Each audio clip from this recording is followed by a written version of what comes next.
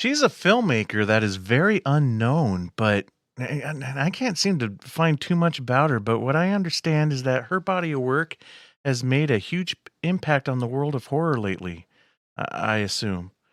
This episode of Attack of the Killer podcast, we talk about horror director Anne E. Log. Attention planet Earth and beyond. Stay tuned for Attack of the Killer podcast. Attack of the Killer podcast. Attack of the Killer podcast. Attack of the Killer podcast. Yay. Hey, y'all. Welcome to another episode of Attack of the Killer podcast.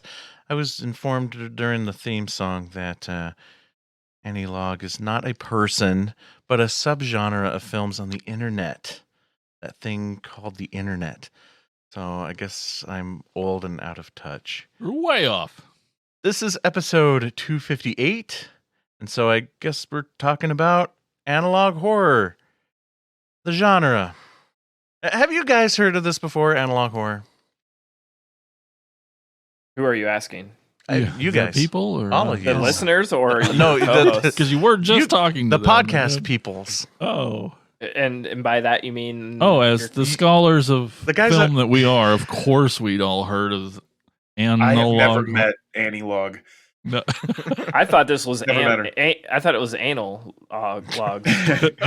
Anal clog? Andy's favorite. Yeah, my anal clog Oh, jeez. videos.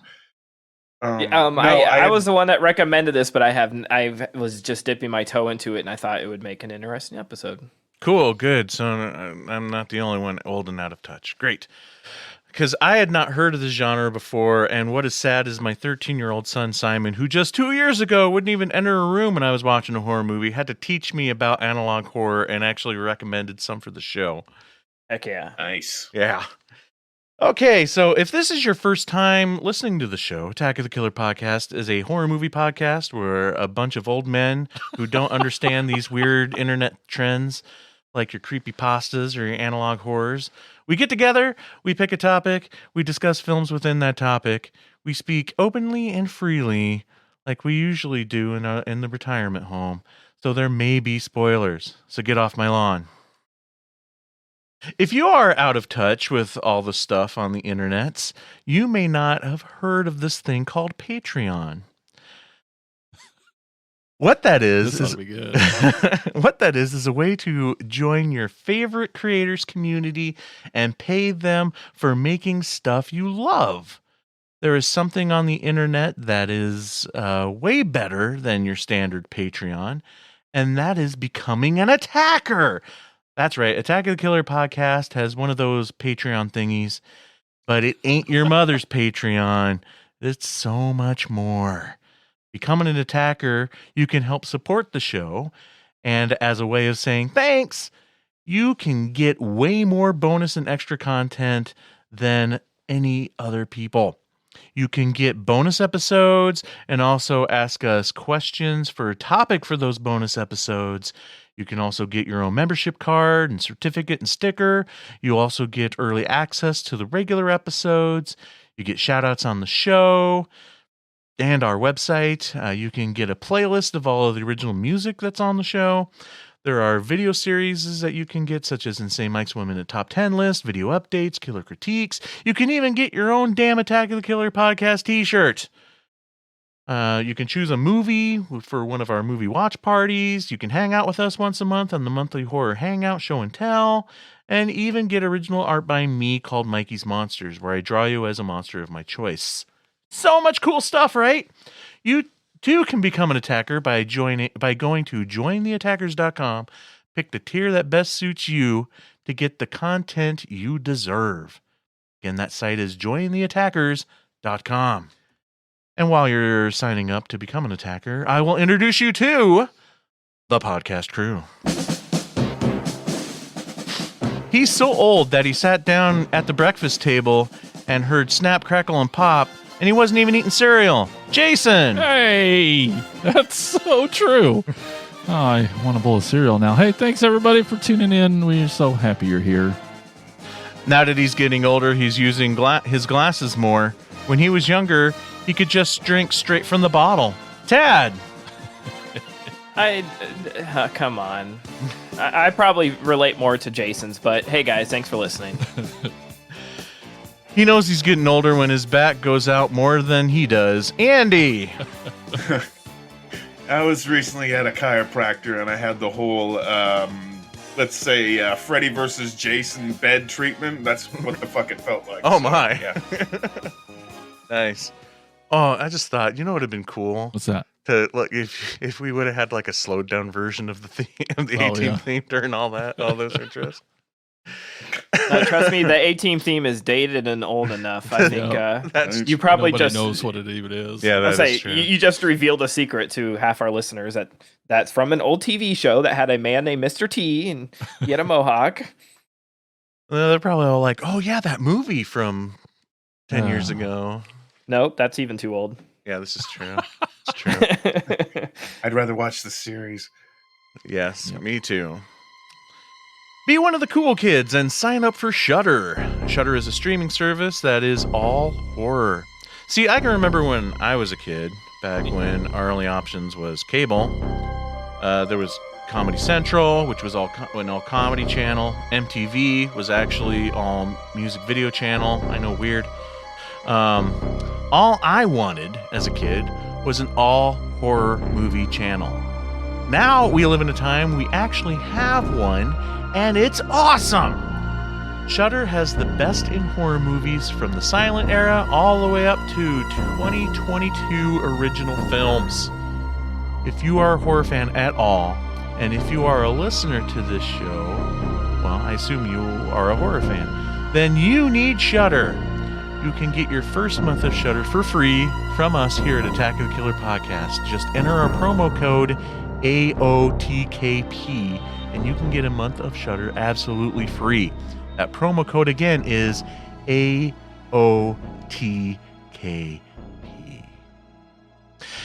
As podcasters, our job is to watch movies and then talk about them. Sometimes, though, we need a little time off. And what do we do with our free time? We watch movies. Here's Tad with what we watched.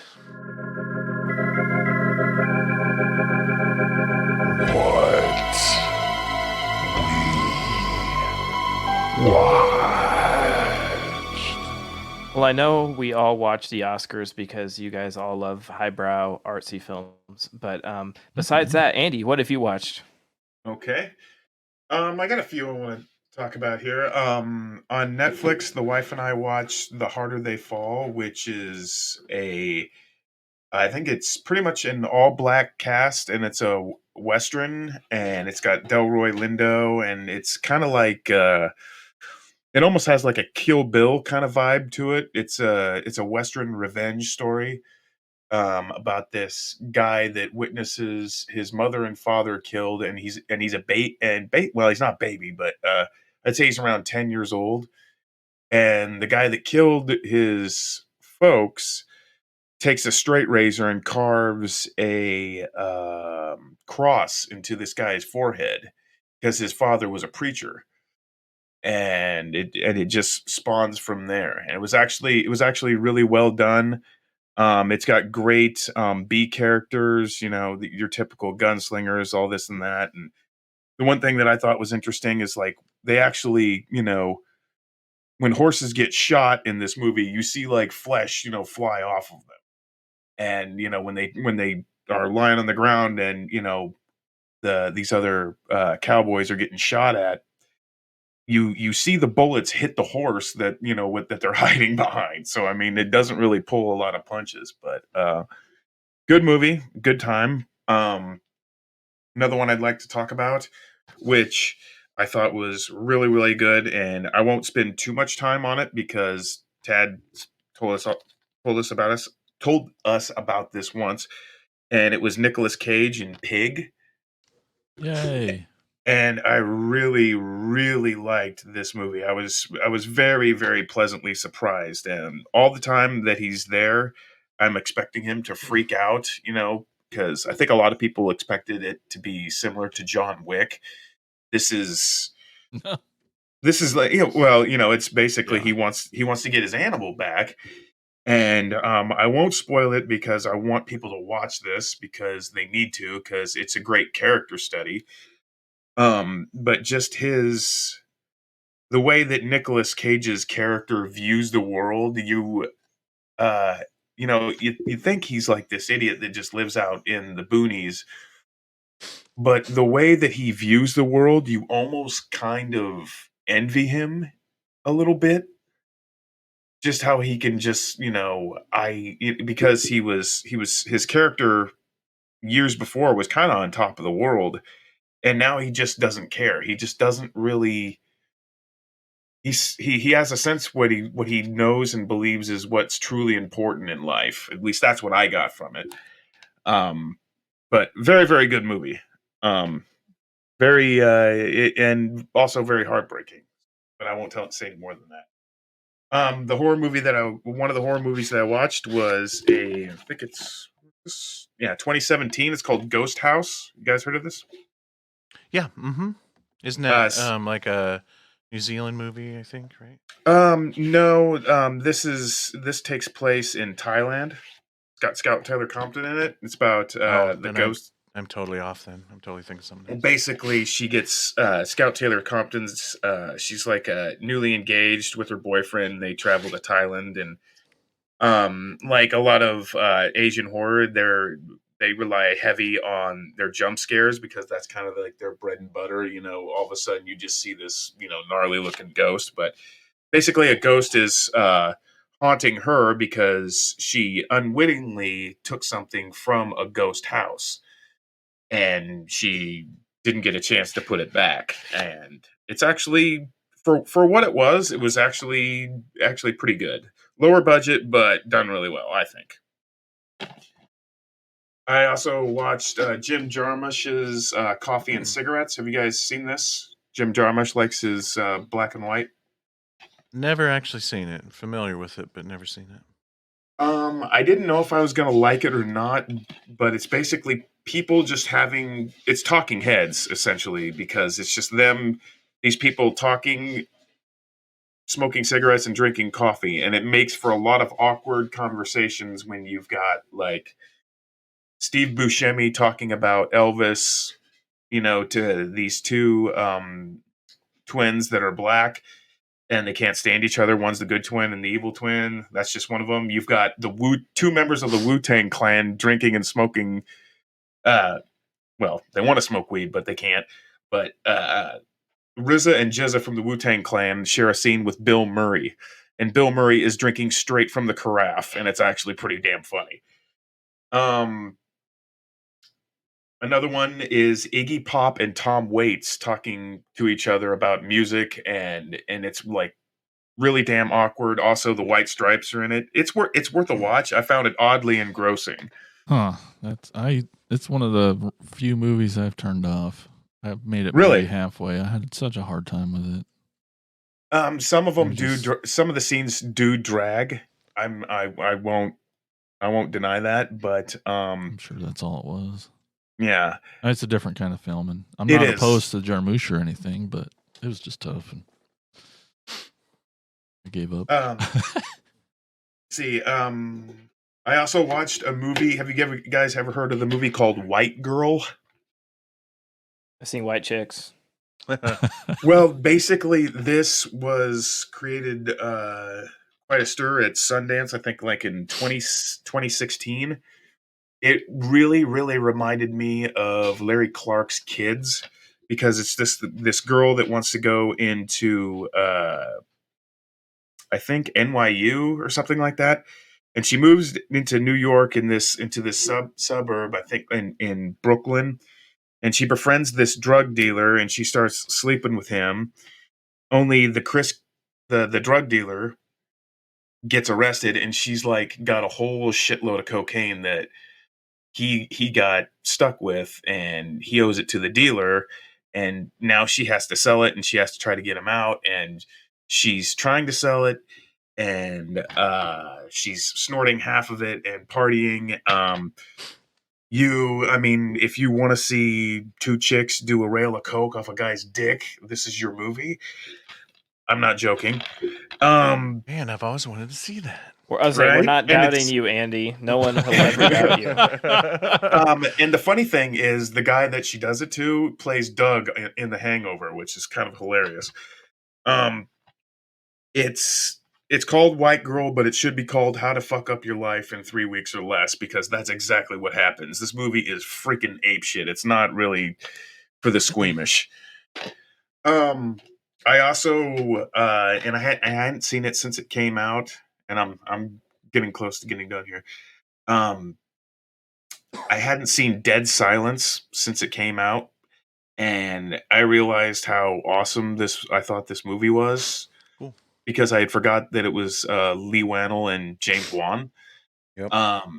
Basically, the old lady, if you scream, she rips your tongue out, and she was this ventriloquist, and it's a town with this. It's one of those movies with the town with the secret, and I completely forgot that Ryan Kwanten, Jason Stackhouse from True Blood played the lead, and yeah, I popped it in one day. I was just like, damn, I forgot how good this was. I had to sit down and finish it. Good. I haven't watched it in forever, and I'm glad to hear it holds up because I always thought that film needed way more praise than it ever got. So Mm-hmm. I think it's It was- like a 15th anniversary or something already on that. wow. It could be. I mean, it was their film that they did directly after Saw, wasn't it? I thought it came Yeah. before. Was it after? I No, thought it was came before. after because they Oh, used okay. the popularity of Saw to get it made, basically. Oh yeah. Okay. And the last one that I watched this with the wife because I love biography films, and you know me. I mean, I love Goodfellas, House of Gucci, Wolf of Wall Street, all that stuff. I watched The Eyes of Tammy Faye, and I absolutely friggin' loved this movie. It was a Heck yeah. pleasant surprise. Me personally, Jessica Chastain deserved that Best Actress award. I think she's this generation's Meryl Streep. I think she's that damn good. This movie is excellent. And another thing I want to add, and I will send it over to somebody else. If Andrew Garfield was not nominated for Tick Tick Boom, he should have been nominated for this freaking movie. He is outstanding. He played her husband, Jim Baker, but highly recommend this movie. It shows you what a total sweetheart that Tammy Faye Baker actually was, but it also makes you question, like, is she really that naive? It's kind of like on the same lines of how I felt with I, Tonya. Because, like, are you really going to play that big of a fool? You should have known what's really going on. But very, very good movie, and I highly recommend it. I will send it over to whoever Tad wants to send it to.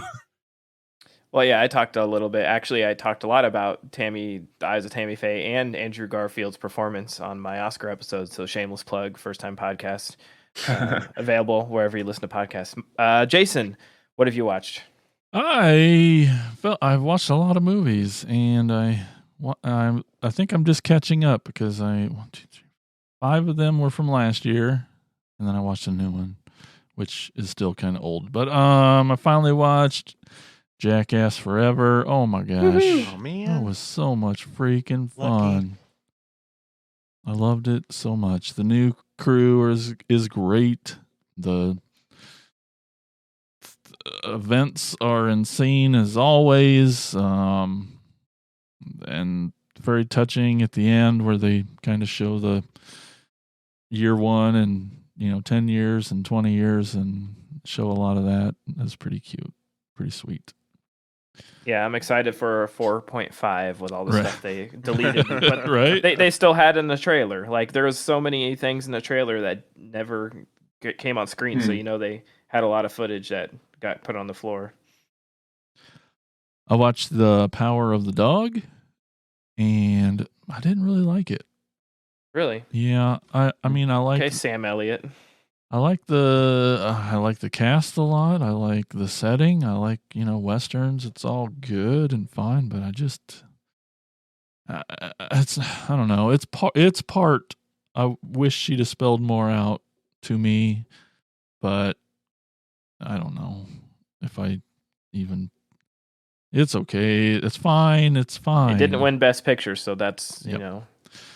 I finally watched Spider-Man: No Way Home. Finally, Yay! Yeah, I you need to are get around to behind. that. way behind, right? I'm behind too. Yeah, it was fantastic. Me and the boy, we got some pizzas and we sat down and watched that. And it was great. Love that show. I love that series. It's so good. Don't have to tell you guys. So then I watched this movie Titane. Okay, so here's the thing. I have had brain surgery, and I have a titanium piece of metal in my brain right on the same spot with the same-ish scar. My scar's bigger. It loops up a little higher and looks more like a backwards question mark, but it's the same. So Are you sure your This- father isn't a car? I was gonna say, are you still talking about the plate? So like I knew you guys had talked about it forever, and I knew it was going to be weird, and so I watched the trailer before I mean I knew I was going to watch it, but I'm like I'll just watch the trailer really quick, and I was like, okay, I see what they're talking about. This is pretty weird, and but then there was it was good. Well, I was just nervous at first because I'm like, oh no, this movie, is this a story about me? No, it's not. Thank God. or am I going to? Do I have a car thing? I don't know. There was way too many similarities to the brain injury. But I thought that, and I wished I didn't watch the trailer.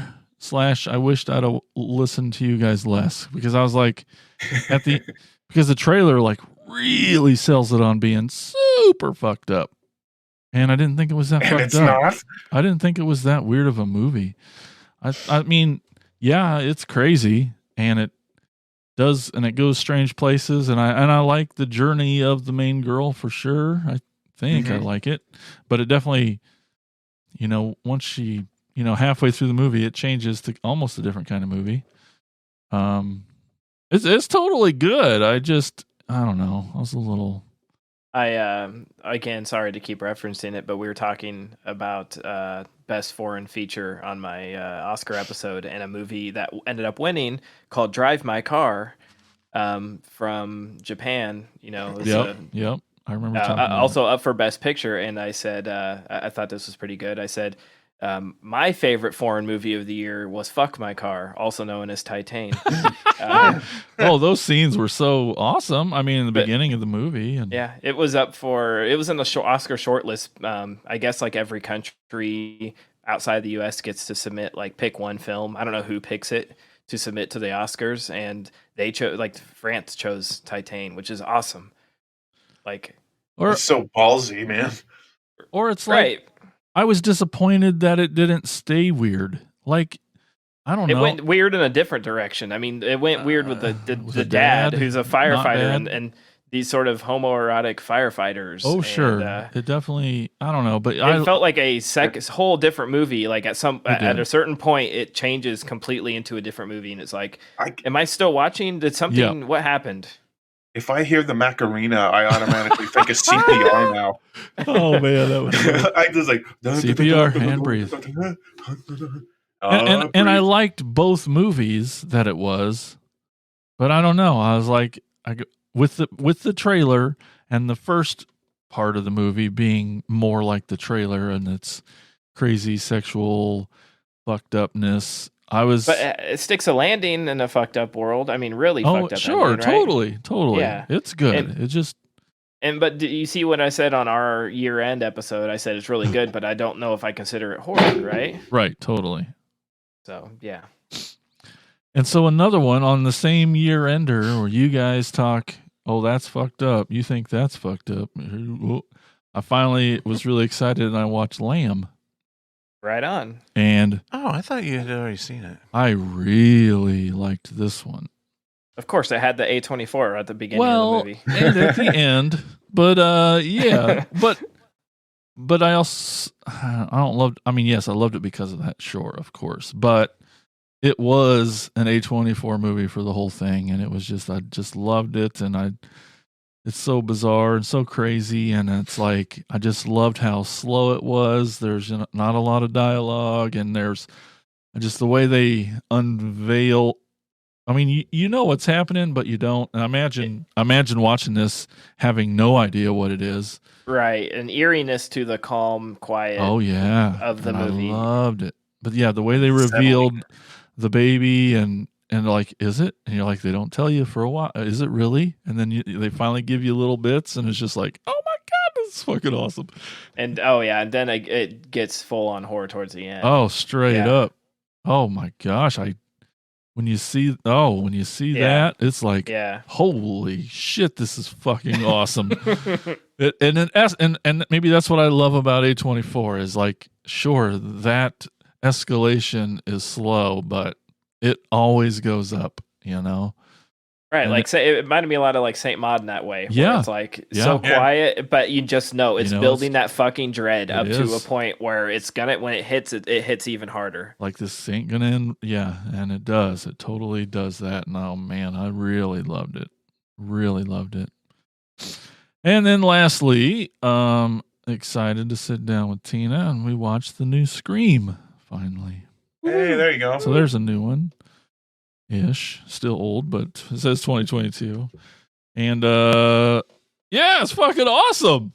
I loved it for all the right. I mean, for all the because I loved all the obviously the meta stuff. I mean, I didn't think 4 was that bad, but this movie rips on 4 like nothing. It's so hilarious. Mhm. They just don't stop ripping on part 4, and it's just like, man, I don't remember it being is- so bad. Which is refreshing I thought 4 because was you know, good. I was gonna say that I like it because everybody used to rip on 3, you know, Yep. and rightfully kind Sure, of so. sure. But I mean, Where does it rip on 4? I'm forgetting. Mike, plug Oh. your ears. Oh no, they just all the meta stuff when they're talking about Stab.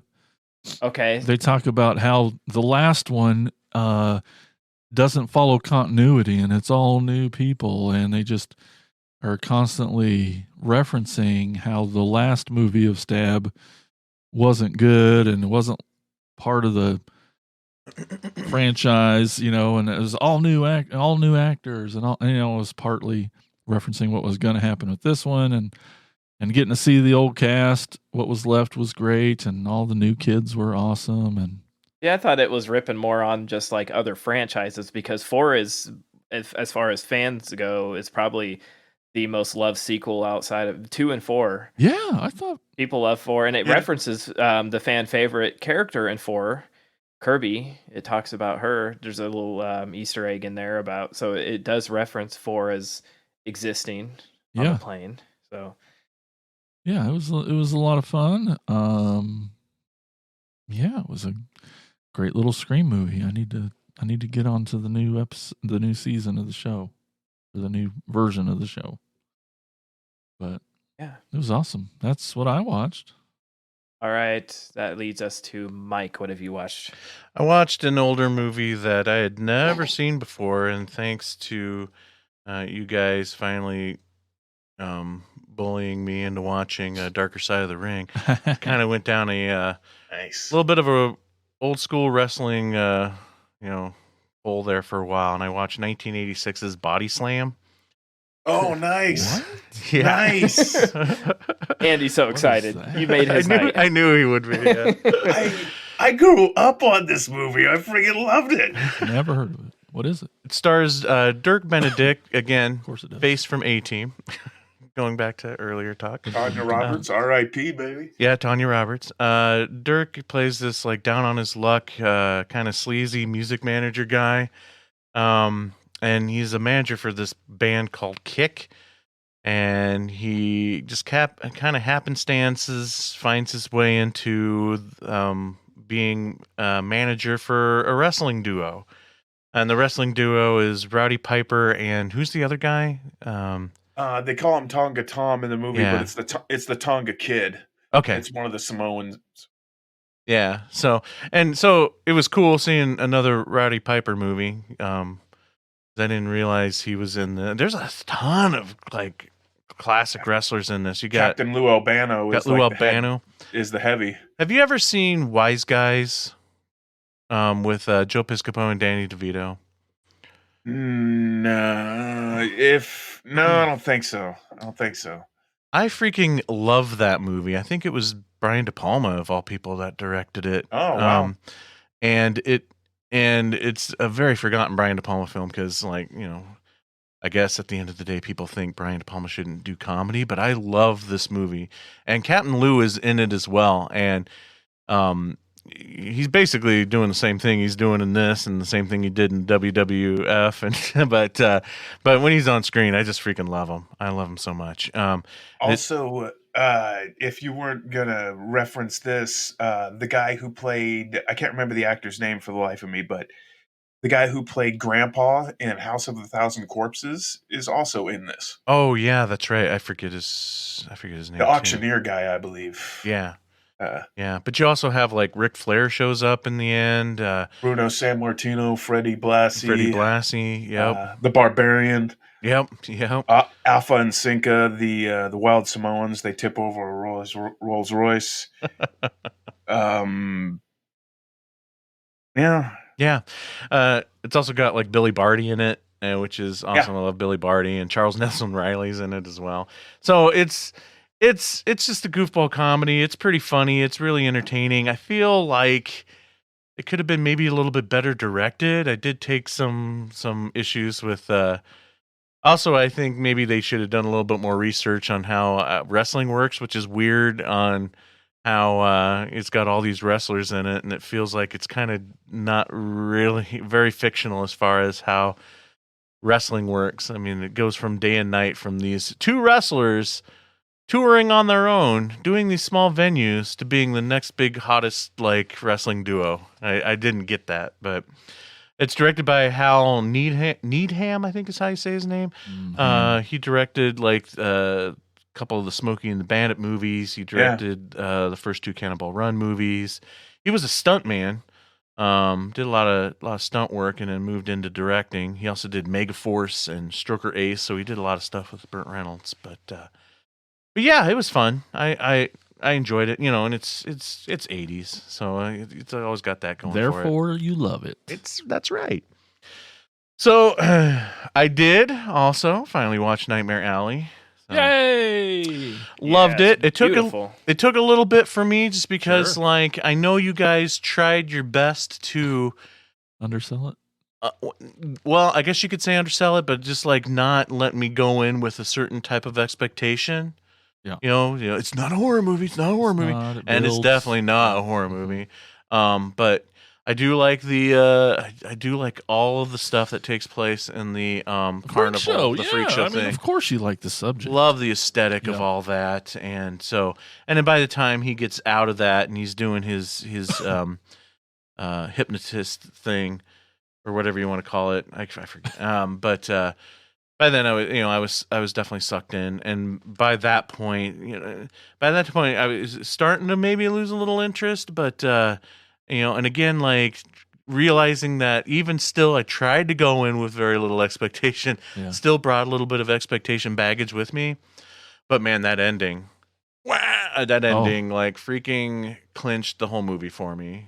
Yeah, I didn't see it coming. My boss watched it, and he's like, "Oh, I figured it out like halfway through." And I'm like, "I'm so glad I'm a fucking idiot because I Yep. never see endings coming. Never Ignorance even is look. bliss when it comes to Yep. movies. Like, Yeah. maybe I just don't try to do it, but like, I'm not the kind of person who tries to figure out an ending. But it hit me. I was like, "Oh shit, awesome, yeah." Yeah.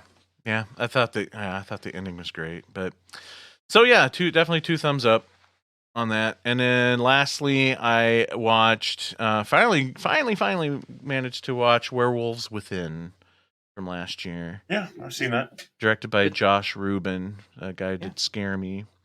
And I think Tad, you said you didn't really care for it, or It Yeah, just, he I think fucking I went hated in. it. I didn't hate Just it. kidding. I just didn't like it as much as I thought I would after Scare Me. It had Yeah. a huge, great cast, a really interesting story.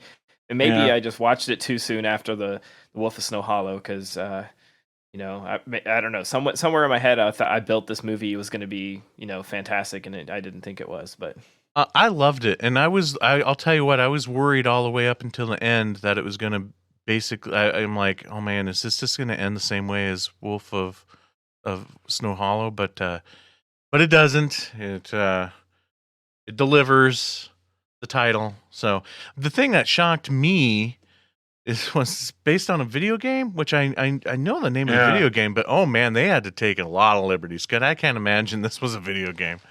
But it was pretty fun and hilarious whodunit. The AT&T lady is really cute, and it's got Guillermo from What We Do in the Shadows, and I love him. So yeah, I had a blast with it. I really liked it. But that's what I watched. Hey, Excellent. Tad, what'd you watch? A lot of things, but I'm just going to touch on some of my favorites. I can't believe I'm the only one who has seen Ty West's new A24 horror film X.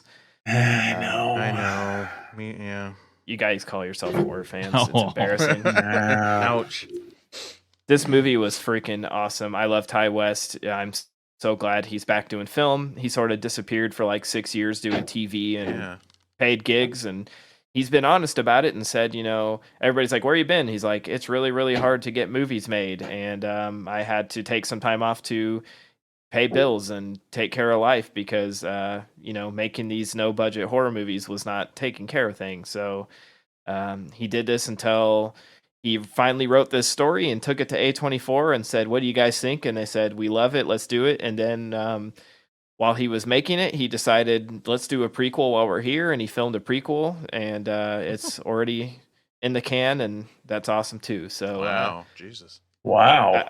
yeah, they played the trailer right after the credits, so stick through it if you watch it. They have the Nice. the trailer already to go for the prequel, so no stopping Ty West.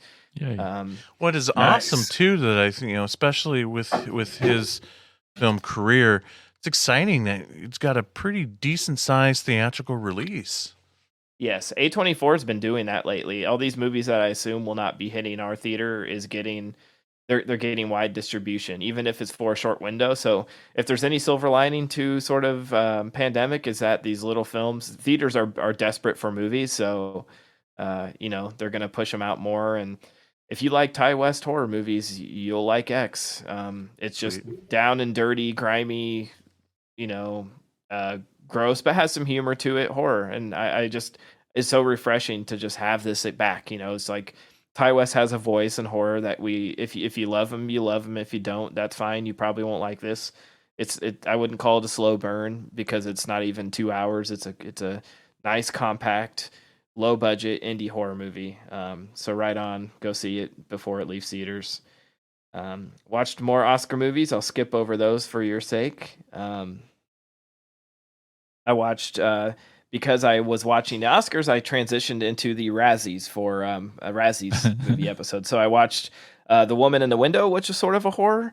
It's definitely a take on Rear Window with, I think it's like Amy Adams, and it has a hell of a cast. It just does not work. It was a movie. It has Gary Oldman, Amy Adams, Julianne Moore, Jennifer Jason Leigh, Wyatt Russell, Anthony Mackie, just amazing cast, and it's not good.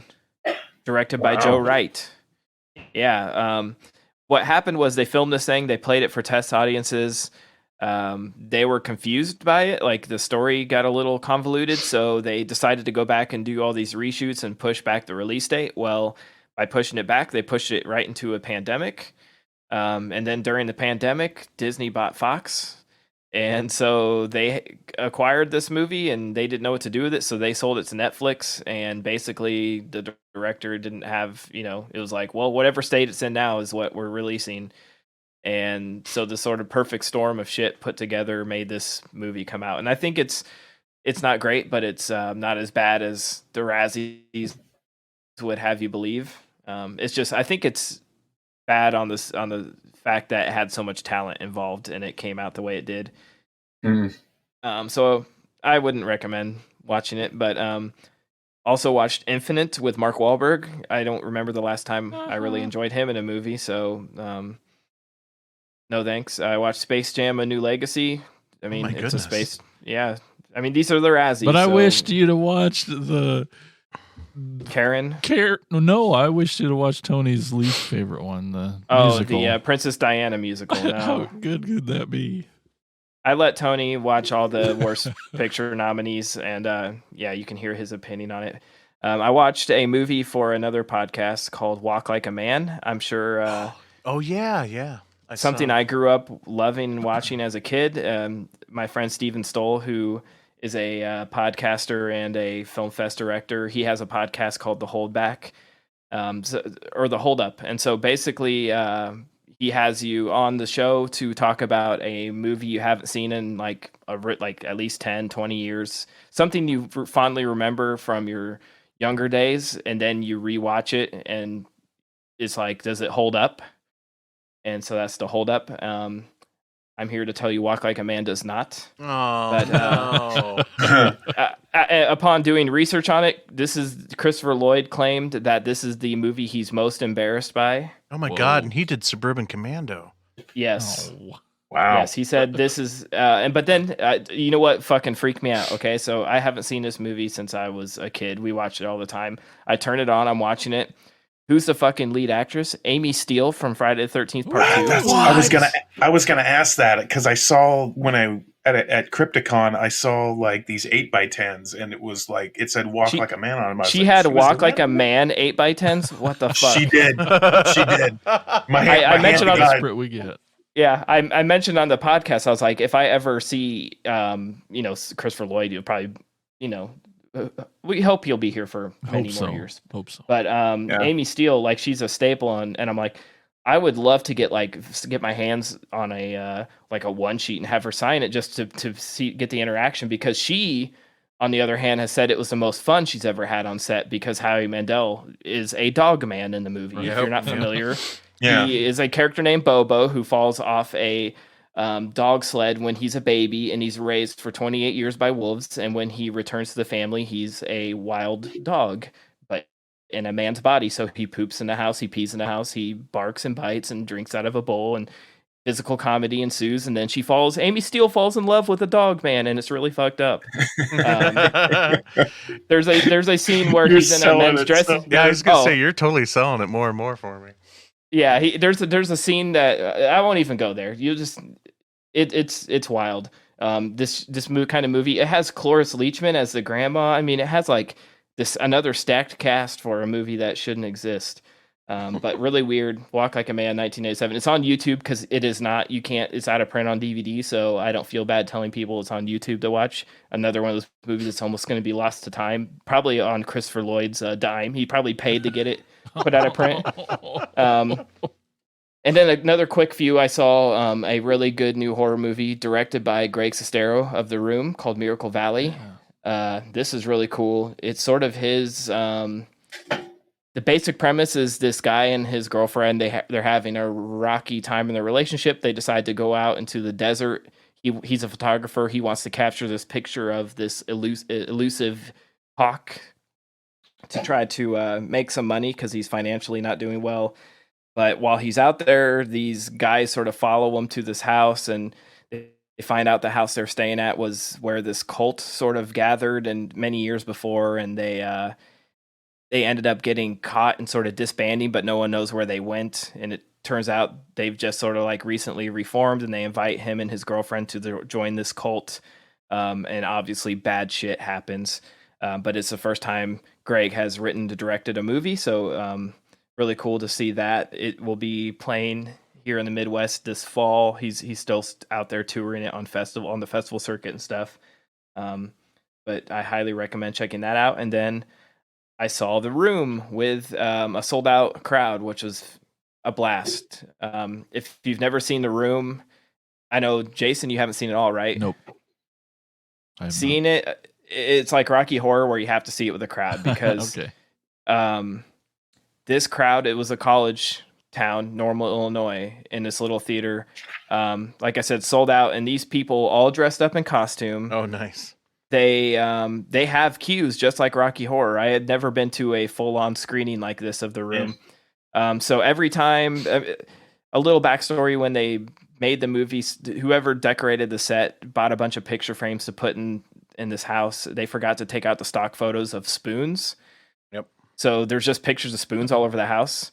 So every time one appears on screen, everybody yells spoon, and they throw plastic spoons. And so there was like literally probably thousands of plastic spoons raining in a theater every 5 minutes.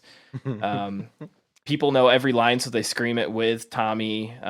They it's just like Rocky Horror, where they have cues to everything. I mean, it's not quiet the whole time, but it's so much fun. And I brought a first timer with me, and he got to enjoy it that way. And Greg was there, and it was a lot of fun. So yeah, that's what I watched. Sweet. Well, thank you, Tad, for that. Here at Attack of the Killer podcast, we ask the important questions of the universe, and you guys get to play God and decide who's right. Here's Jason with Pole Position. From now on, like your parents were, you are the secret force of pole position. All right, pole position. Well, let's take a quick look back. Let's go to episode 256. The question was, what is the best low-budget theatrical release? And these are, you remember your answers? No? Hell Good. no. All right, well, I'll tell you. Insane Mike said Night of the Living Dead 68, Evil Dead. Nice. Jason said Blair Witch 99, Paranormal Activity. Tad said Halloween 78, Henry Portrait of a Serial Killer.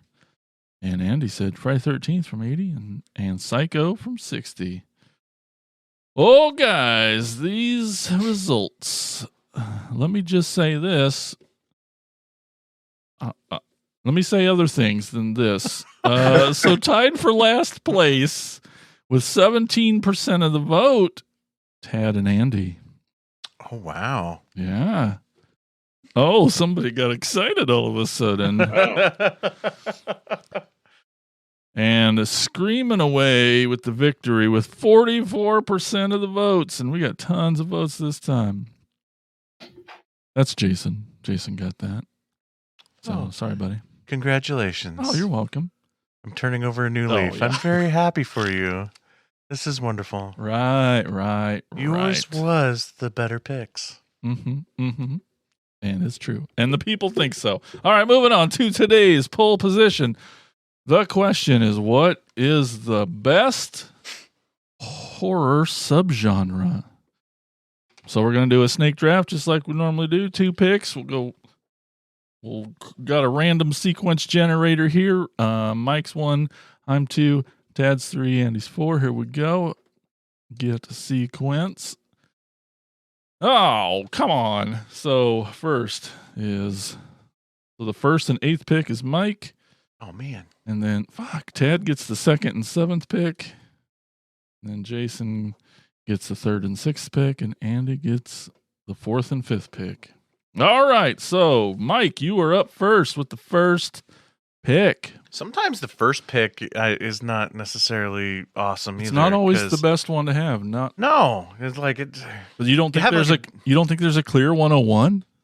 dude. You know, there's a few genres that I love so equally, I know. and I think I'll just do it. I'm just gonna go horror comedy as my first pick. Definitely on the list, and I knew if it could be on yours, you would have it there. All right, Ted, you're up. Slasher. Let's Damn go you! with it. See, that's the clear See, that was 101. Knew gonna it. be Yeah, knew he was going to take it. Gosh dang, that really screws things up. Horror comedy was my first pick, to be clear. Oh, Oh. interesting. You guys could Wow. trade. Yeah. Do a trade. Just kidding. He went first. He's good. All right, I'm gonna go with the 3rd pick here. Best horror subgenre. Son of a. Or favorite. No, it's best. Gosh dang. I'm gonna go with gore. Okay. I love me some gore. Andy, you're up. Pick number 4. I'm going to go with like the crazy redneck. Oh. Like you've got Texas Chainsaw, Hills Have Eyes, Wrong Turn, that kind of thing. Redneck, not on my list, but that's good. You could maybe also call that like backwoods horror. Maybe. Backwood, yeah, Okay. essentially. Well, you get to Um, pick again. Pick 5. I dig Home Invasion is also really good. Oh, good one. Oh. Yeah, that's a good one. You're Next, Strangers, that sort of thing. I dig that. Yeah. But I didn't pick that one because it's too scary. It's like I don't even want to be anywhere near that genre. Oh my gosh. Okay, well that made my pick. Oh, there's a couple good ones. Pretty easy. I'm gonna go with Monster. Sweet. Yep. So Like a good monster. love those monster movies. All right, Ted, pick 7. And I almost went with one, but I think it's a little too close to my first pick. So I'm gonna switch it up a little bit. I'm gonna do. I'm between 2 now. Oh yeah, there's some good ones out there still. I'm gonna go with psychological Oh, horror. that's good. Cool. Good. The call. Where's the Y go? Okay. No, that's good. That's a good one. All right, Mike, finish it up. Pick 8. This is still tough. I was expecting more of my list to get knocked out, but yeah. but- Can we do 3 rounds? just for funsies? Sure. Okay. I will go with my last official pick.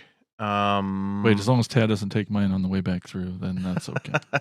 All right, go ahead. I'll go with found footage. Oh, see, I wondered Nice. how much you loved it. I'm telling you, I feel like the more and more of them I watch, the more Yep. and more I love that genre. And I you just- proved it by your pick. So that's good. And it's kind of fresh in my head, kind of, with this topic for this episode. It kind of, I think there's parallels. But anyway, we'll get into that later. All right, then pick 9. That goes back to you. Me? Yes. Zombie films. Damn you. See, that's too good. All right, Tad. Body horror. Oh, that was on my list. Nice. Yeah. Now we're not. Need help finding more, Jason? No, I got a big list here still. I got 4 more easy. And I'm not even. Oh, man. This is so hard. I'm going to go with one. No. Oh, like how You bad? gonna go at all? I don't know. Let me see. Gotta get some build up. I'm like, am I even going to win this, or do I just go with my heart? Do I need votes? Are we going to Do put I all need- 3 of these up? Yeah, Oh, okay. I Yeah. thought we were just okay. Never mind. I can make as big as picture as I want. Yeah. So I didn't even realize that this was a genre until recently when Tad first said it. But I really do enjoy it, and it's a good one that I like a lot. Religious. Yeah. Oh wow! Really? You like Wow. the Religious horror movies? Yeah, the freaking Exorcist, man. yeah, I Number guess. 1. Come on. It's ghosty movies you don't Or is like. that like possession? Possession. Definitely not possession ghost movies. Not. No. The kid is possessed by a demon. Nope, that's demon movies. That's different. Okay, so Andy, you pick again. You got the Okay. last pick here, bud. Whatever's left.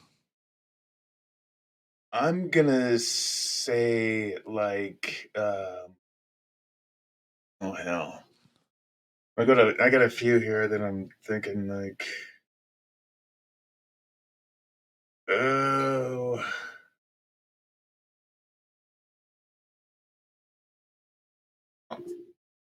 almost like how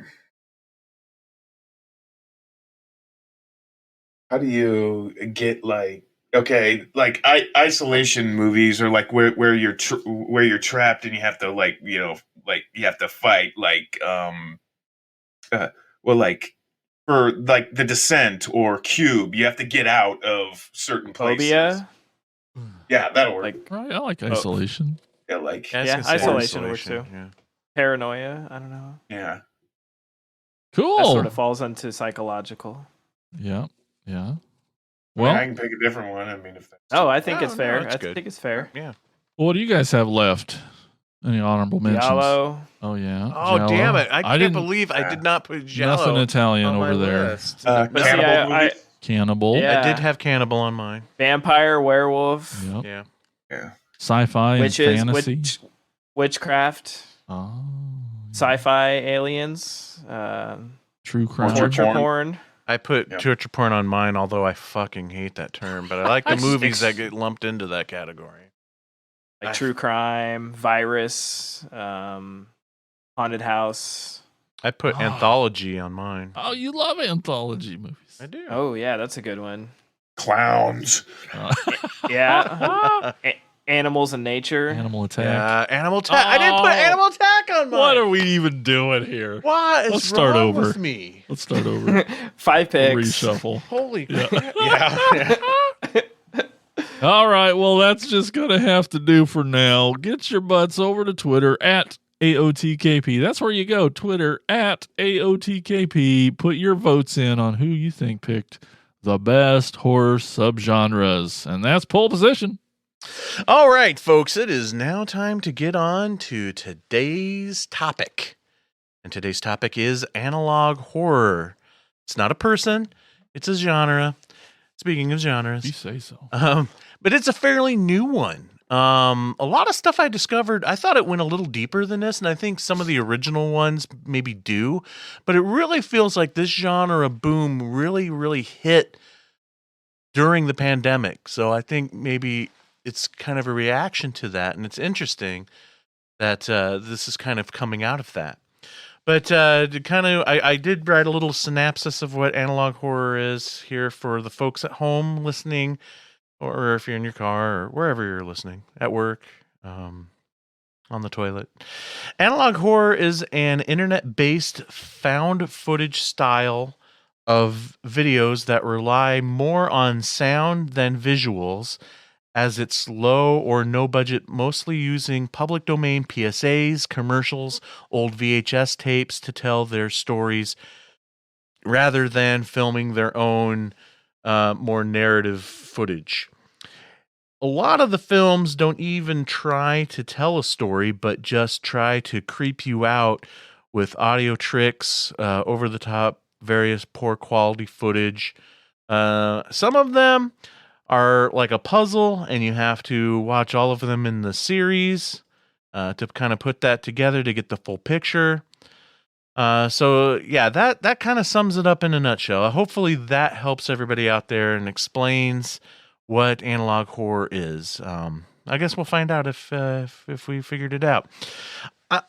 Since a lot of these are short, or really short subject little videos, we're doing a few more than we usually do. We usually do like 3 films. We're going to do a little bit more than that. It was tough. It was a balance of like, I don't want to do too many and overload you guys all at once, because I know a lot of times you guys will sit down and watch these back to back to back to back when we watch movies for the show, and I feel like some of the stuff I was originally intending to have you guys watch, especially if you're doing the whole series, could be really daunting and maybe to the point of like annoying after a while. So I really tried to come up with a balance of like enough content to talk about here, videos that you don't have to watch the whole series to get, and yet at the same time still kind of like, not to overload you guys too much. I'm going to go first. Normally I don't get to talk about a film but again, picking more for this episode, I am going to talk about The Smile Tapes Volume 1. So what that is, it's made by Patrick F. I'm going to slaughter this last name. Here we go. Patoricki. And you can find his channel. It's the PATORIKKU. That's his YouTube channel. The Smile Tapes, Volume 1, it's short. It's a running time of 13 minutes and 30 seconds. It's about a new drug called the Smile Drug that contains a fungus that spreads from victim to victim that causes a person's face to contort into an unnatural smile that over a short amount of time destroys the face, causing incredible pain and dementia. It also causes the infected to laugh uncontrollably, They lose their minds and become violent. Smile Tapes Volume 1 starts out with a public service announcement that explains the drug and what's going on. Then it goes into some medical reports about a couple of infected men showing their regression under medical care over a 3 or 4 week time. Then it tells the story of Gomez getting infected and his descent, all told through Gomez's logs on his computer, I'm assuming, which ending up leading Gomez to go mad. The Smile Tapes are some of the newest of the analog horror films that I had found, and I believe there's more to come in that series. I know right now there's the Smile Tapes Volume 2, which I did watch, and some other videos surrounding that. These videos were obviously made in reaction to the pandemic, and for me personally, does a great job playing into the fear of what we have all gone through in the past couple years. For me, it comes off as one of the creepiest and scariest of the analog horrors that I watched, because the thought of a virus that spreads easier, faster, and deadlier than the coronavirus, and how us as a race has handled the coronavirus so poorly that if anything close to the smile fungus happens, we are effed. So, yeah, so I really, really enjoyed this. Every single one of these, I'm like, oh man, I should have made the guys watch this one also, because Volume 2 goes more into the descent of humanity with this virus spreading. And Volume 3 sounds like it's full on end of the world whenever that comes out, because at the end of Volume 2 there's a little teaser for Volume 3. But yeah, I had a fun time with this, because it was really cool. I thought it was really creepy. These techniques these guys are using to make these videos really tap into something to me that creeps me out. I don't know if it comes from a childhood thing of any time you would hear like the sirens of the alerts on television would always scare me as a child, or anytime you get a robotic voice explaining things over your television. I don't know. I guess that stuff would affect me as a child, so it taps into that, I think, for me, maybe why I like these films so much. But the Smile Tapes for me was a lot of fun, because if you're paying attention and put it together, there's a interesting story going on there that I think is told in a very fun and unique way. But what'd you guys think? Freaky, man. Very.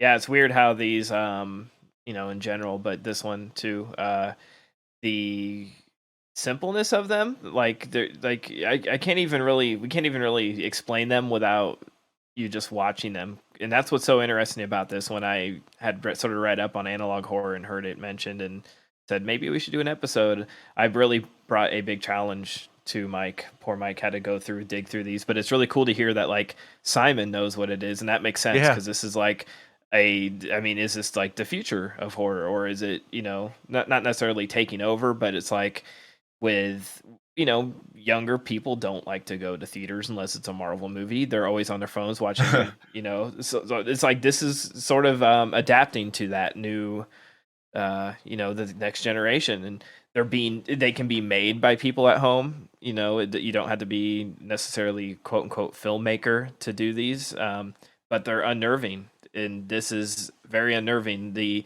progression of the characters throughout the film is unnerving. Even the way it's presented in a low quality, sort of lo-fi, weird. I don't know, man. And I'm the same way with you. Like it takes the sounds always sort of take me back to like when I was a kid, and there would be like a tornado in the area, and it would be over the radio or the TV, and we would grab our pets and we'd go in the basement, and it was like, as a kid, it was just you would listen to, you had to have batteries in the backup radio, and you're listening to it's within so many miles of your town, and it's like sort of like a fever dream. Right? I mean, It was. I mean, that was full tilt dread when you were a kid. When the lights were out and you had to go. Your sense of security was really, really threatened. course, you're a child, but you know, Yeah, I mean, as a kid, I spent way too much time in front of the television. I realize that now. I think I we do that realized as it then. I adults. just didn't give a shit. But, and there was always certain things that would just disturb me as a child. One would be those like tornado warnings when you get that screeching warning signal. And then like anytime like, it sounded like somebody when they're reading the text over the TV from the warning and it's either like a robotic voice or it sounds like somebody talking through a walkie-talkie on the screen. And that always disturbed me because it was just so weird and cold. There's something so cold and I distant hate to about say it. this, but Stephen Hawking. Yeah. And then another thing, That's what comes to my mind. I'm sorry. Don't ruin this. Don't ruin this, Andy. and then I just want to throw this out there. It doesn't really pertain too much to what we're talking about at the moment. But the other thing that always really creeped me out as a child, and this is a weird one, when I would stay up late, way too late at night, and TV was over, and they would have the national anthem playing, and this ends our broadcast day. And I think that fear kind of plays into another one we're going to talk about in a little bit. I'm but- not even Yeah. sure that the kids watching these videos understand that TV used to run out at 3 a.m. And See, that's Right. what's weird because they're really because I using showed all one this- today to a coworker who's 20, and I'm like, I know you don't know this, but because it was the one that Yeah. we're talking about later. Yeah. This is my favorite, and I was like, did you even know that the TV ended? Like there was only so much programming. Yeah, well, there's a lot of that in these Yeah. in these You could films. listen to the Star Spangled Banner every day if you wanted to. You know? A lot of these play on so much of that stuff Old. that we grew up with, what television was like back then, and then you have like, the use of like the quality of VHS tapes and that kind of shit. And it's like that this genre is so popular and it's the youth of the day that are loving these. So I don't know what it taps into it for them. Or even how or why they understand what they're watching half of the Right. time, but If I could stray back to the actual film itself, I think that it does. I think it deserves to tip its cap to Smilex Gas from Batman because that's where my mind went. oh yeah, it's totally a Joker thing. That was the first Um, thing I thought of too. Is like the Joker gas. And the pixelated photos of the patients, it's just like I kind of had to laugh at first because it looked like the loading screen to like an early 90s fighting game.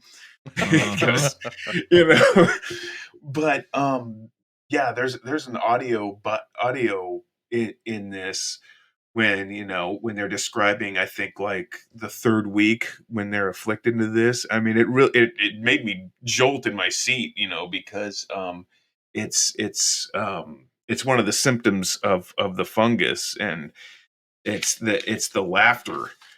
And when you hear Yeah. this laughter, it is so unsettling. It's so ugh. That's probably the creepiest part of this video in my opinion. And it really you're kind of expecting it, but kind of not, since like the whole film has been quiet up to this point, and you don't know it. You think it might be coming, but it doesn't, and it just it's really really unsettling, but also very effective. I agree with everything you guys have said. My only critique with this one is that I thought it just went on forever. Like this one's the longest one, right? See, It just- I think from the ones that I picked, I think it is. And that was the kind of the Felt stuff like I it was went into worried about. something else, and it just like what? Yeah. Yeah, and there's a lot of them that do that. And like I know on the original list I wrote out, that's kind of was my thoughts on why I changed it, because your complaints about this one I think would have landed on some of those other ones. And I get it. Yeah, I totally get it. That some of it kind of does drag on a bit too long, especially I After think. you compare them to the rest of them that are a lot tighter and Oh yeah, for sure, but Yeah. Or you're saying the whole series? It's What's that? easier. The length is easier with the rest of the series. Or I don't know. You I know. think so. I mean, well, if this is the newest, the way horror is going, it's cool, but at the same time, it's a little scary in the fact that, like, thanks to things like TikTok and whatnot, there's the complaint of, like, is just people's attention spans getting shorter and shorter, and this can definitely play into that. But I feel like the opposite's kind of happening, because most of these filmmakers that are making these things are doing like full series of videos, and a lot of them do this Right. where you have to watch them all to put a bigger puzzle together. And watch them in the right order, even. if Yep. if the viewers of these things, the fans of these things, are anything like what I've experienced doing this, you go down the rabbit hole, man, and you're watching Yep. hours of this shit. So hopefully it's doing the opposite of creating shorter attention spans. I don't know.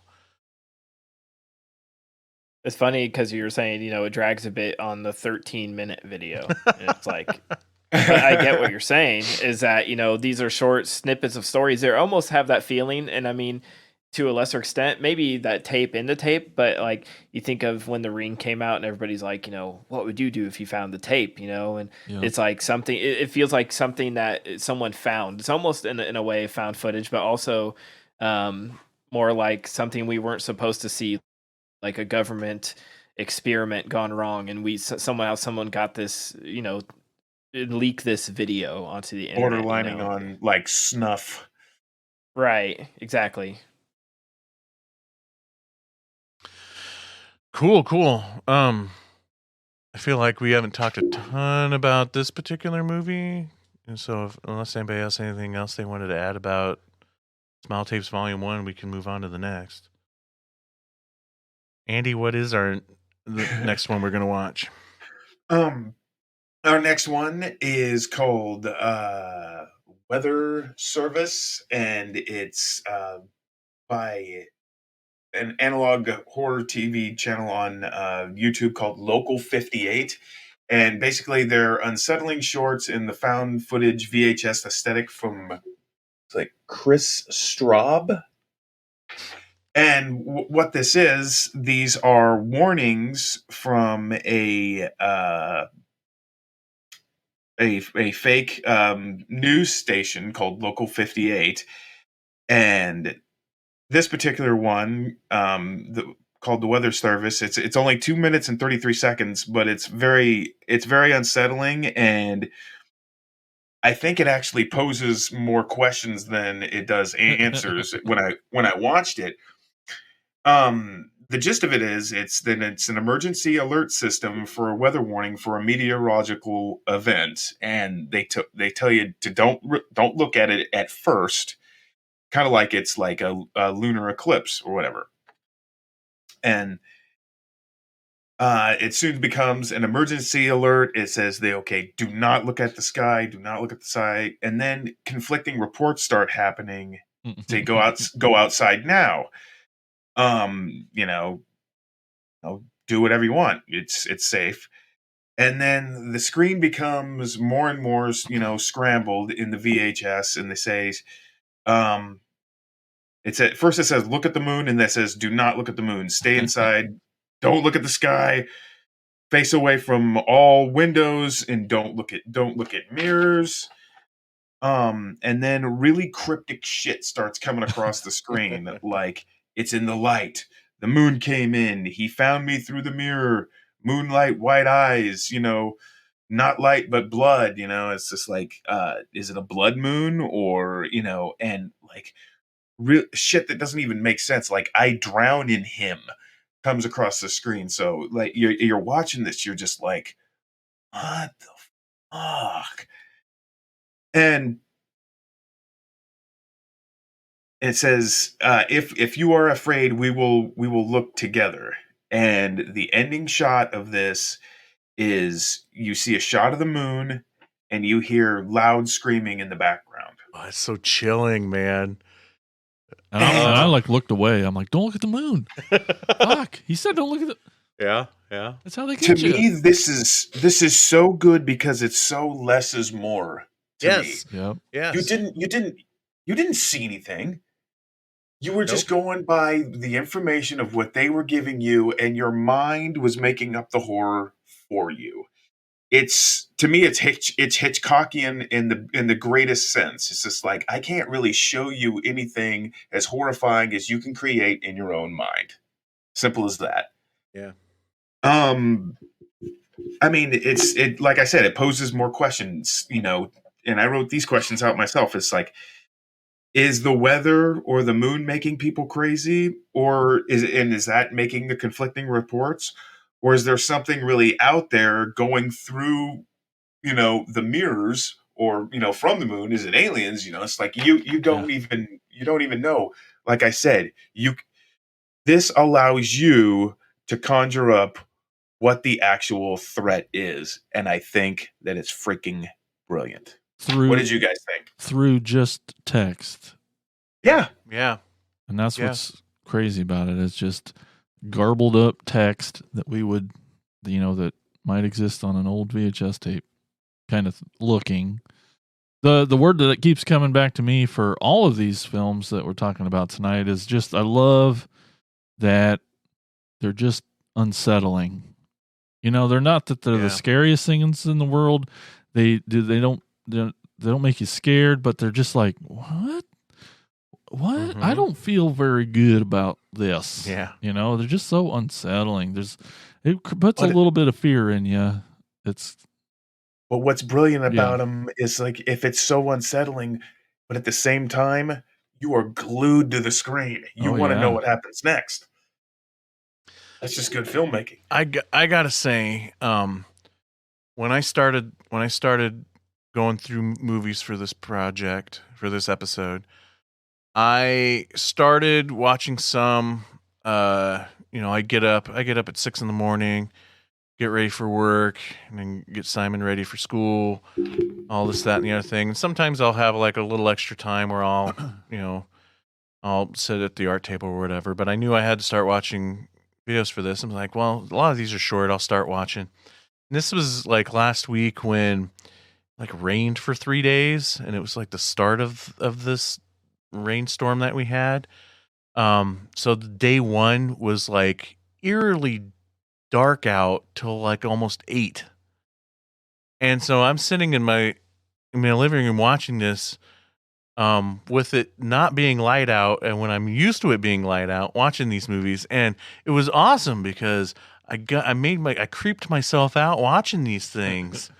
And I haven't had an opportunity to do that in such a long time. And definitely the Local 58 stuff, the Weather Service in particular, really tapped my into favorite. something for me. Yeah, watching it in those conditions. Yeah, that would be awesome to be able to watch like both of these Local 58 ones, like in that kind of situation, because it's a mixture of public access television. Yeah. It has a little bit of that conspiracy theory stuff. I mean, Uh-huh. we've gone through a weird 2 years, like Mike mentioned earlier, with this is obviously well before we had a pandemic, but it ramps up a lot of people's conspiracy theories or questioning things, or it sort of plays on that fear. I always, the Purge movies, I love them because they have that. I love those parts of the Purge movies where they sort of play on that public fear, but this is Yeah. like just that, and it's truly, it's almost like when someone hacked TV in like Chicago, I think it was, with that Max Headstrom thing. Yeah. Mm-hmm. And it's yeah. it was fun. It was funny, but it's eerie too, because it's like, Yeah. who's this taking over? Who's taking over the airwaves? What's happening?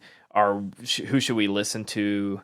Yeah, I mean, it's so simple but so good. It's eerie as shit. I don't want to watch it in a darker room. It's funny because, like, Yeah. we're all grown men who watch horror movies for a podcast, and these things that are made by like teenagers in their bedrooms and they watch on their phones, they're sort of freaking us all out, right? I mean, Right. with nothing to them. It's weird. Yeah. I almost feel like this could be like the intro to like a episode of the X-Files or something. You know, Okay. it's Or this is something like that, like VHS, the movie, the franchise Yeah. VHS. Yeah. You know, Yeah. Yeah, my brain went to VHS a lot with watching some of these too. like these would be great bumpers between the segments. Yeah.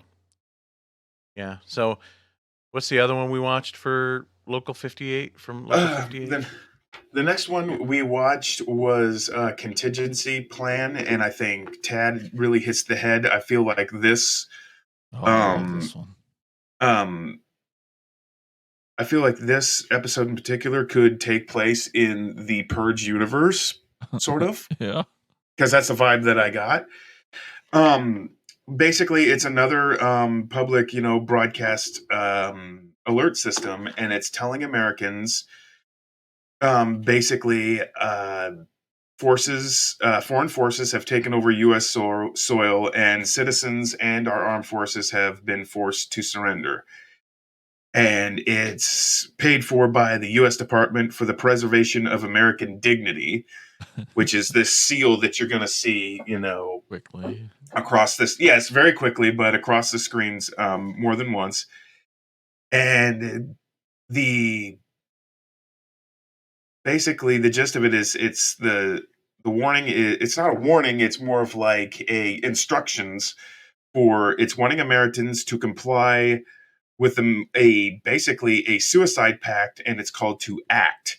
They said, even in defeat, we can claim victory. So basically, they're trying to be very patriotic, quotation fingers, and being called to action.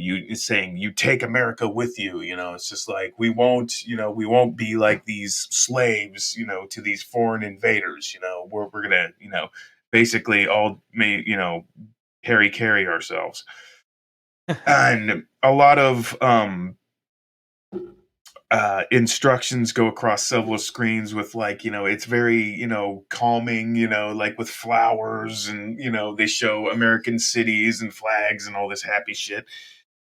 And they say using any methods available for for suicide, make sure you have access to a firearm. I mean, they literally tell you to place the muzzle up to the root of your mouth. Oh, man. Saying, join your neighbors, your family, your God. And this is coming across the screen. And the one thing that I found just hilarious as hell, they said, law enforcement has been ordered to ensure your compliance. It's against the law to delay. Yep. Oh, you're going to charge me with a crime for not killing myself. Give me a fucking break. They have one called the victory position, called the 3 Fs. I couldn't believe this. Front lawn, face up, feet together. And, regarding your 3 Fs, children, man. tend to them before yourself, which automatically makes me think of, the Jonestown massacre where, Yeah. they were feeding the Flavor Aid to the children. And after all this stuff is going across the screen, and telling you, what's going on. And here's a bit of a spoiler, but it's so damn crazy. They say we're having technical difficulties, and then it's revealed that it was all a hoax, and and they just issue an apology. And I'm thinking to myself, if this happened today, I can see a person, kind of like at the end of the movie The Mist, who has Yep. just executed his whole family in the name of America. And, he's just sitting there, with the gun in his mouth and just seeing just kidding. And yeah, let's just say this. I won't get too political, but I see a lot of red hats with holes in them. Well, it made me sort of, the ending, I took it as like the station was like, oh shit, this message got out. Yeah. It's a never mind, don't read that, or or the other conspiracy where it's like they're trying to cover up and reverse what you just saw, like you didn't see what you just saw kind of thing. I don't know. That's what I love about it, is that like it creates so many, it gets your mind going in like the shortest little thing that is so simple. It's unnerving, but it's weird. Yeah, it's great on its own with its own thing, and creating that what's really going on and coming up with your own answers to what's really going on in this video. Oh, yeah, it's great. This video is basically a PSA of the government telling us that society has lost and to kill yourself. The government is telling us to do this, and just how hopeless that it just is. But the thing is again, like I've said with a lot of these series, is there's a lot of interconnectedness. Now put both of those together and look at it in that regard. Because again, in like weather service, at one point it goes like, oh, the warning's over, and then it would be like, oh no, it's not over, it's still going. Go outside. No, don't go outside. And every time it would like cut back and forth with this stuff, like the transmission would go all staticky and whatnot. And the same thing here, where after this message of telling you to go out into your lawn, lay down and kill yourself, it goes like all wonky again, and then comes back saying it was a hoax. So it's almost like War of the Worlds and fanning the flames of all this overall paranoia. You know, it's that's where my mind went anyway. Definitely. Oh, I just love how the first 30 seconds is like legit how it used to be at the end of a broadcast. Yep. Yeah. I mean, they're really like, hey, get tapping good into night. that fear for me as a kid. Have a good night. We'll see you tomorrow. And, the flag and the wavies. Oh, man, it was... this definitely was my favorite. It just creeps you out on like what makes you think about what if we did live in this world and how just fucked that would be. And yeah, it's It really made me great. think of a movie that came out last year, the end of last year, a Christmas movie actually called Silent Night. Did anyone else see it? No. I heard that was a downer. No. Yeah, it made me think of that because basically the premise is that there's this sort of like wind storm, like supernatural almost thing going, like making its way through. It's almost like a wave of this weather that, and the idea is like, it will basically, when it hits you, it will kill you in a slow and painful way. So take these pills to kill yourself so that you will die like quickly and on your terms and painlessly before this thing takes you out. And the big debate is, do you trust it? Do you take it? Or do you wait until let this thing take you out? But there's people that deny that it's actually killing them, and we're being lied to. And it's sort of like this but it's obviously much more polished. It's a feature film that's scripted and everything. But it made me think of that just in the way of like, do you, or again, like The Purge, would, do you comply with the government and kill yourself, or, wait for go out in a blaze of glory against the police or against the government, and yeah, really cool. So did you guys watch any other videos from Local 58? I want to, but no, I didn't. Well, yeah, I'm a fan now, but I haven't gotten around to it. Yeah, it is definitely hands down my favorite series of these videos by far. There may be some other ones here and there individually that I really like more than others, but as a collective of these videos, these are the best. Jason, I thought you said before we started. I did, and I looked, and I can't remember which ones I saw. I know I didn't see the one that you loved. Yeah, there's one, guys, that I highly, highly, highly recommend. It's probably my favorite. It strays from this format quite a bit. And I'm still not even sure how it's connected to the bigger story, but it's called You're on the Fastest Route. And I'll give you a quick synopsis of it. Basically, it's all shot through the windshield of a car that's driving during a rainstorm at night along the highway, and all you hear besides the room ambiance of a car driving and the sounds of turn signals, but the only other thing you really hear is the GPS telling the person where to go. Oh, fun. And the GPS is not as helpful as it should be. I'll just leave it at that. That sounds cool. Yeah, that taps into a fear, like driving late at night and getting lost somewhere, and the one thing you're relying on is betraying you. So yeah, that one really got to me as well. But the whole thing is great. There's another one that's like an old timey cartoon, like that really kind of I think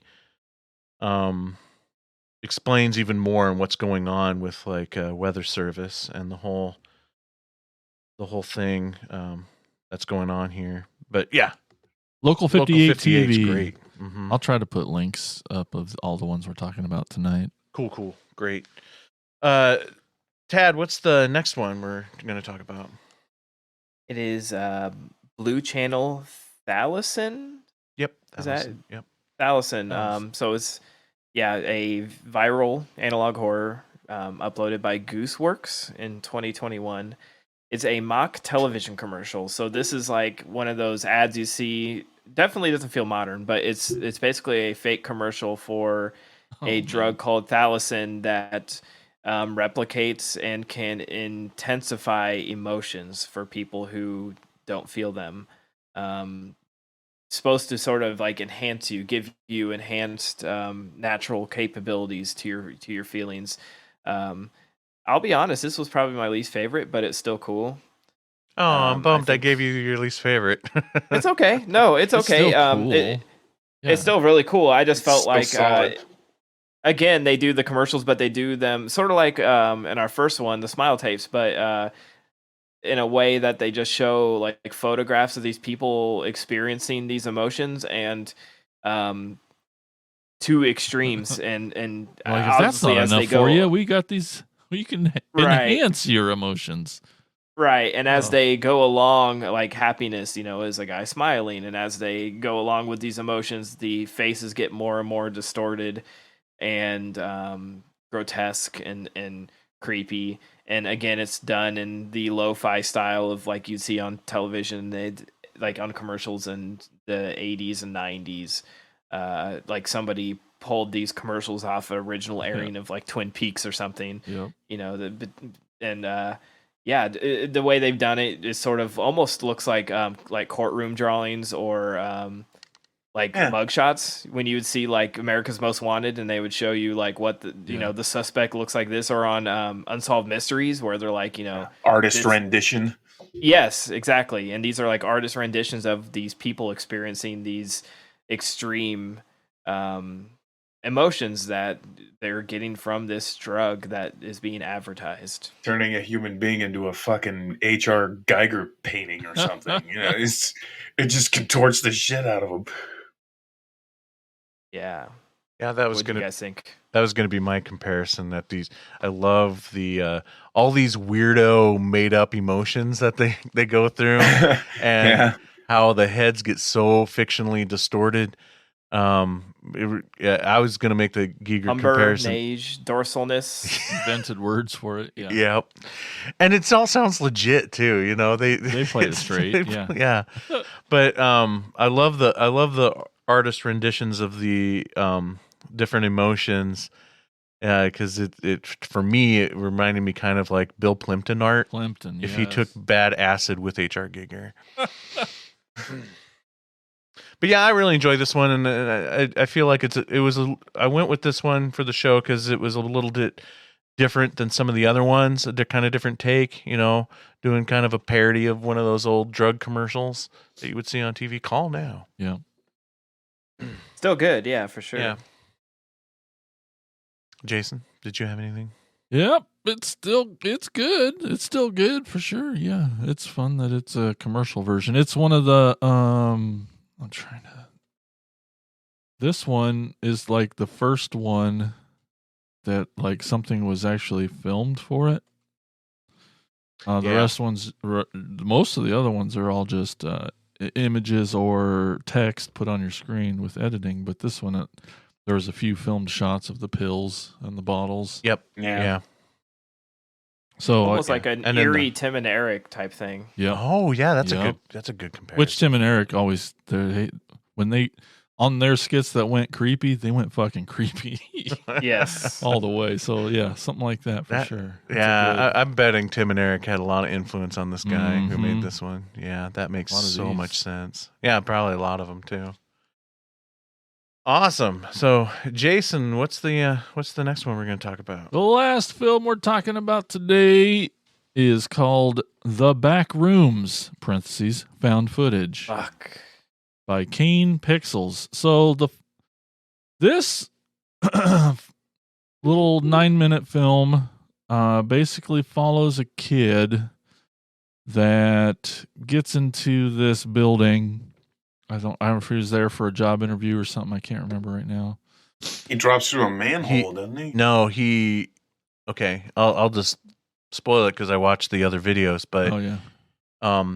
It starts off with them filming a little home movie, him Yep. and his friends, and the filmmaker looks like he trips and falls backwards, but he falls into another dimension. Oh, okay. Wakes up and he doesn't know where he's at. And so most of this film is, so he has a camera, and this is the most actual found footage genre feeling of the films tonight. So it's just him basically walking through this enormous building with very symmetrical design.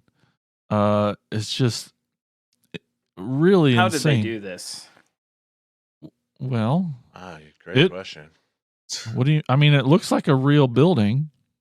Right, and But it goes on like there's no way a forever. building exists that has these walls over Yeah, and it was over and like- over the same wall. Yeah, it was like Huh. it was like Duke Nukem or Doom or Doom Oh or yes, something. yes. I mean, It's I a thought lot- that exactly. Uh-huh.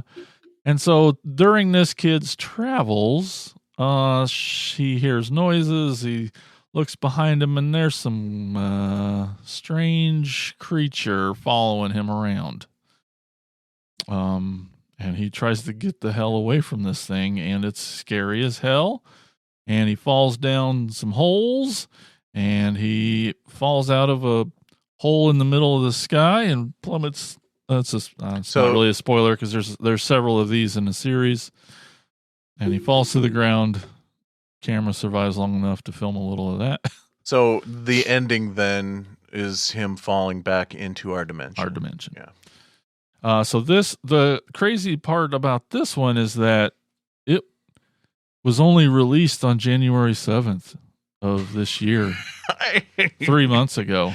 Isn't this crazy? Like the this whole first- thing is spawned in like a In the first few weeks, it had 9 million views, and I just checked, and it was up to 21 million views in just these 3 months. now thanks to the show, it's gonna double that. Probably double the Can they get 21. less views? Because of the I don't think they undo views on YouTube. show? I personally haven't watched more, but there's this. I don't know how many there are, but there's more in this series, and I've read that you have to if you watch them in the right order, it tells somewhat of a story, Yep, it explains what's going. It is Explains it, bigger sorta. than it is a bigger universe and a bigger story than what's going on in this first 9-minute part, which is very interesting. But the 9 minutes plays great on its own. It really You really does. don't need all those Yeah. others. That's and, good. And if you're somebody like me that doesn't want more stuff explained, I mean, it doesn't like the explanation videos don't really give you a super ton. Sure. So there's still a lot of mystery about it that makes it still creepy. But this thing could just play perfectly on its own, just fine.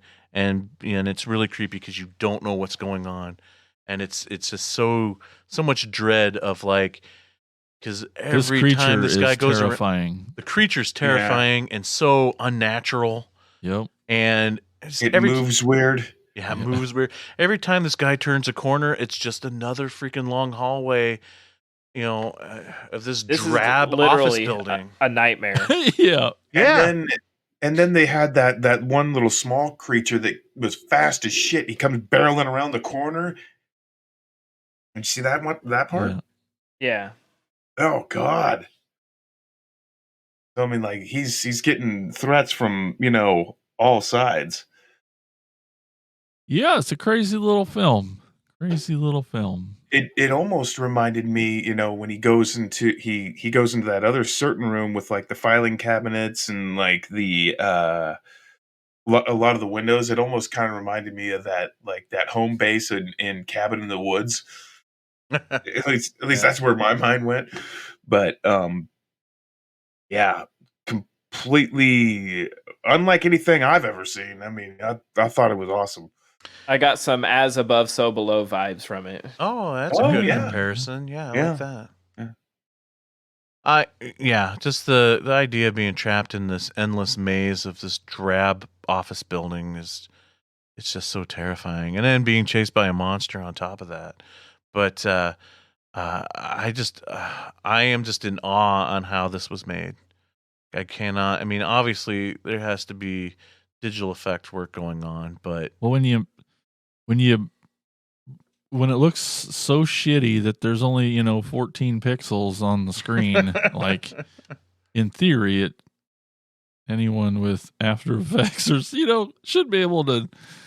I don't know, but yeah, I don't know. The environment looked really real to me. It sure does. Yeah. Within this found footage VHS vibe. And there's that one part where he gets to where, now this reminded me towards the end of The Cube, where he comes to that doorway or whatever, and it like maybe like a 5-foot gap between it and the next corridor of office rooms, but there's like all this like empty space below and above it. Like that was amazing looking too. There was one shot in particular that I really liked.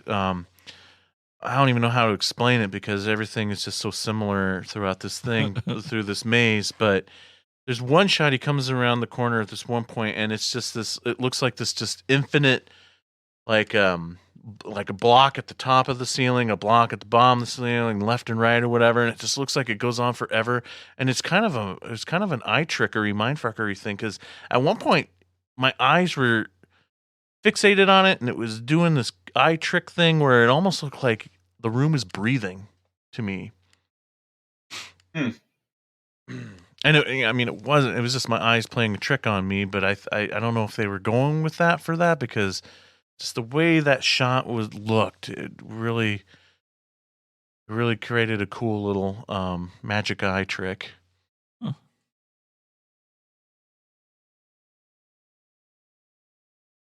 But somebody made reference to the VHS movies earlier, and this one felt like it belongs in a VHS movie, but Better than some of the segments. I was gonna say better than most segments from the VHS series. And I love the VHS series, don't get me wrong, but I freaking love this. I definitely got the Doom and like Duke Nukem vibes that Andy did too, like Yep. running through random rooms, and it felt like Yeah, sort of just almost like a like that. scrolling video game. But again, like it's another nightmare. This guy Sake. could have Like, used a shotgun. yeah, what's the opposite of like claustrophobia, where it's like Too ever big. Yeah. yeah, like too much it never space. ends. Like I need to get the fuck out of here, and how did I get here? How do I get out? Feeling is over. It's weird. The maze in The Shining, or the labyrinth in Hellraiser 2 or whatever. Yeah. Have you guys ever heard of the guy who does YouTube videos? I think his name is Matt Pat or something like that. He does these theory videos. He's got different series. He's got film theories, he's got food theories, and he's got game theories. Because No. nothing. I watch a lot of his videos because they're just fun. He does these like crazy theories on things and goes into way too much research to prove or disprove his theory. One of them that I would recommend watching is does Jason Voorhees teleport? And it's awesome because he disproves it even in Friday the 13th Part 8 that Jason can get to and from each of his locations in that movie naturally without having to teleport. Anyway, he does one on the back rooms, and I usually agree with a lot of the stuff the guy says in his videos. He's rather convincing in his theories. But he does like how to survive the back rooms. And I disagree with him on this one because you remember the scene. He has some really good points on how to survive the back rooms. But at one point, you remember the scene where the guy, he walks past that dumpster and there's that pile of rope there. You guys remember that at all? No. Yeah. In one of the hallways, there's this random dumpster and then a pile of rope next to the dumpster. And the guy who doing these theory videos, he's like, what you do is you grab the rope to use for later, and you see if there's anything. You look in the dumpster. You look what's in the dumpster for anything useful. And I'm like, dude, you have never seen a horror movie then, because if you were in a horror movie situation, you never look in the dumpster. Are you kidding me? I mean, I would take the rope. You don't look in the dumpster. Okay. All right. So good. I'm glad you guys had a good time with these videos and this topic in general. Before we move on, I have two things. Okay, cool. So I get it, but I don't get it, and I need you guys' help. But I don't know that I love the name of this genre. Like Analog? Yeah, because if it's a digital only medium, it's like, isn't that confusing? Yeah, I think No. just they're calling it Just don't analog love it. because of the use of the materials that people are making these videos out of, like old videotapes and stuff. I don't But- know. I don't know that they are. So that brings me to my second point. I know your intro made us all sound old, but this is definitely gonna bury me in the old category. But the thing I don't like about these and this whole genre is that it's just editing. It's just an editing exercise, and I don't love it. I don't love putting filters on your Robert Rodriguez movies and your Quentin Tarantino movies, and you're trying to make it look this way or that way. And like when I first started, I mean, I like these movies and they're great, and everything we said definitely awesome. But also, I also don't like them because it just seems like kids in a room just practicing their editing. Well, one, And they're I- doing a very effective job with it. I think back in the day we would have called these experimental films. Maybe And that's what I do like about these, is because it feels like this you've is never kind said that before. You don't even you don't like experimental. depends on the experimental film. Like a guy who like takes his camera and films his feet walking down the sidewalk for 10 minutes. That's not an experimental film. But How many of those have you seen? Too many. Too many. But an experimental film where you were literally experimenting with the medium and still managed to like tell somewhat kind of a story or entertain me in some capacity, that is a true experimental film to me. And that's what these videos are for me. They're experimenting with the medium, and yes, it is all in editing, but it actually even reminds me of films, little videos I used to do back in junior high before I met somebody who owned a video camera, and I wanted to make movies so bad I would just like splice videotapes together and put in different audio over top of it. Used to do that kind of, so like this was that made it even more of a nostalgia fun for me watching these. Yeah. I mean, totally. I love them because they do tell stories. They are setting out what they're meaning to do. They are short films. But then the old guy in me is just like, it's bullshit because it isn't. None of you even fucking held a VHS tape before. So fucking knock it off and go film a movie like a normal person. Sorry. Go But grab not your sorry. You know, but these people probably don't consider them filmmakers. It's a whole different medium. All right, they're YouTubers and they just need the subs. I know. Yeah, I know. get it. I'd rather call them filmmakers. And that's I don't that's wanna call another reason they need to get off my lawn. Well, you can at least give credit to the back rooms as far as being more of a short film. Yeah, somebody held a camera, so Yeah. that one counts to me. Okay. For Okay, sure. good. For sure. I like them all. I like all of these. It also pisses me off. Anyway, thanks, Tad. This is awesome. I Yes, have something I can talk to my kids about now. So that's cool. They all think you're cool now. Yeah, that's all I wanted is fit in. Yeah, I want to thank you, Tad, as well, because I've had a blast with this, and it's not over for me. Absolutely. I'm still watching this shit.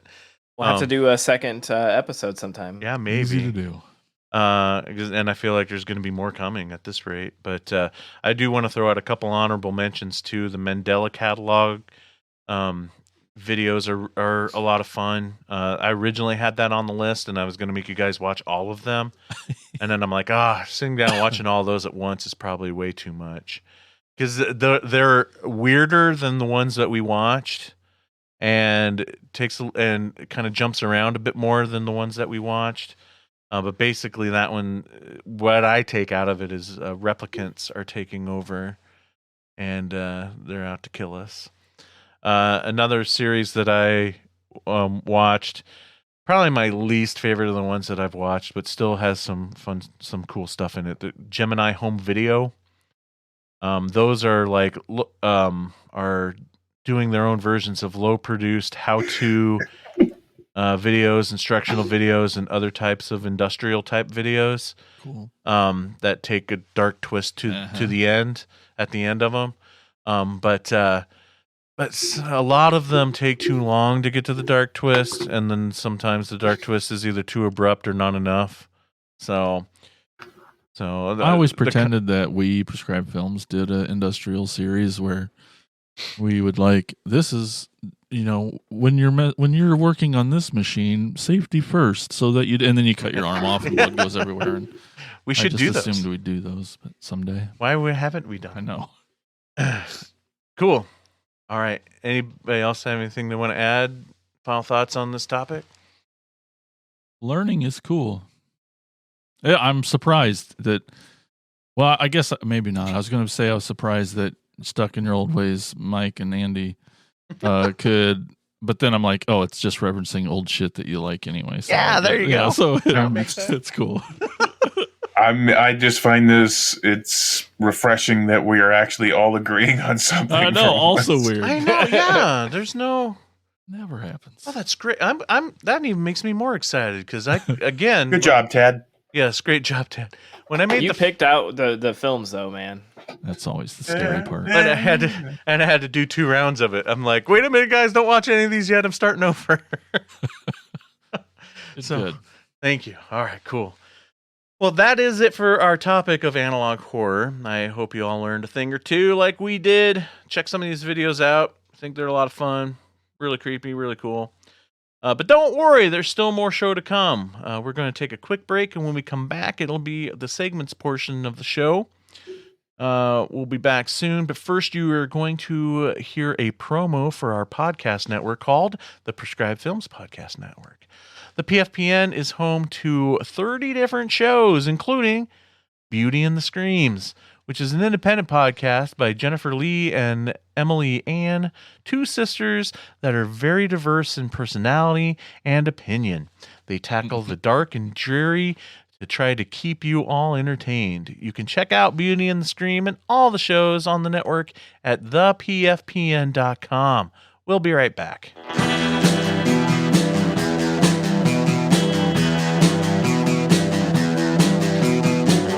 You're listening to the Prescribed Films Podcast Network, home to hundreds of hours of free podcast entertainment. The shows on this network all have a common goal, providing you with the best discussions about movies and other forms of entertainment media. The PFPN hopes to fill your earholes with audio joy.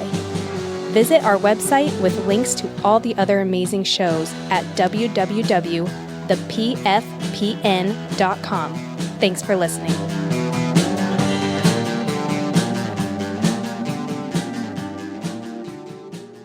Welcome back to the show. Our first segment is our chance to hear from you guys, the listeners. Here's Jason with shout-outs. It's time for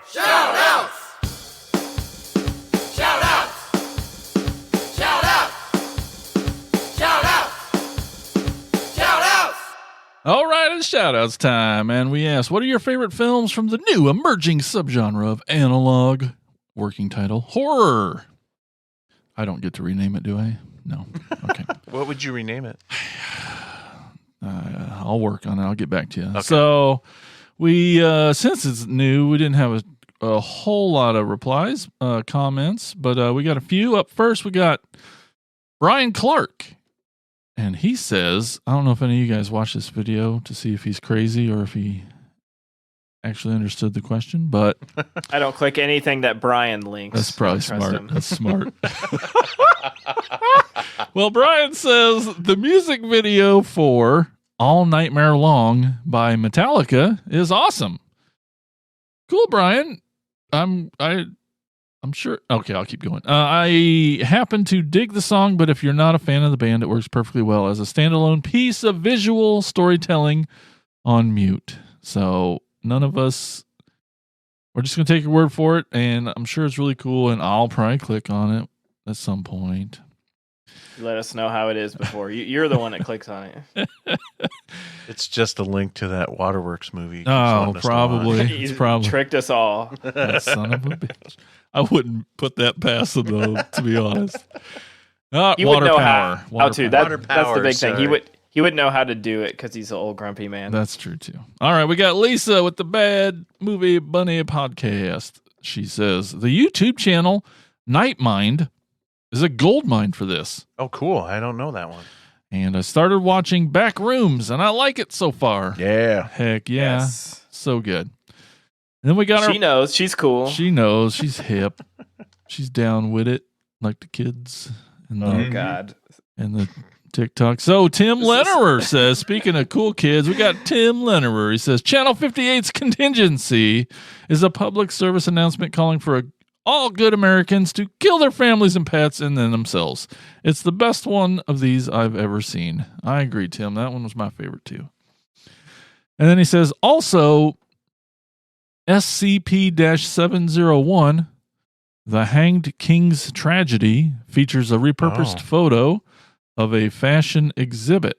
Imagine this popping up in the background of a play before the cast starts killing themselves and each other. I did click on that picture. That's creepy as shit. Oh, yeah, it is. All right, cool. And so nothing on Twitter, nothing on Instagram, but guys, What? it's time. We got a voicemail. Here we go. Sweet. Listen up. Hey everybody, Attacker Brian here for my bi-weekly phone call to arrest the crew. And it sounds like they're talking about analog horror this week. Well, I was born in 1978 before the internet, so I have no idea what the hell analog horror is. But now I'm going to check it out, and I'm sure I will find some amazing stuff, and I'm interested to see what the guys talk about this week. So if you're like me and you're old and you don't know what the hell they're talking about, check it out and listen to the episode. Talk to you guys in a couple weeks. Have a great night. Bye. Godzilla. Thanks, Brian. All right, guys. So we got one more voicemail, but it's a question. Uh-oh. Yeah, that's right. It's a movie question. And here we go. Listen up.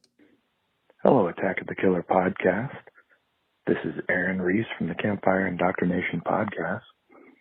My question for you this week revolves around the movie Spencer, starring Kristen Stewart, who was nominated for an Academy Award for Best Actress.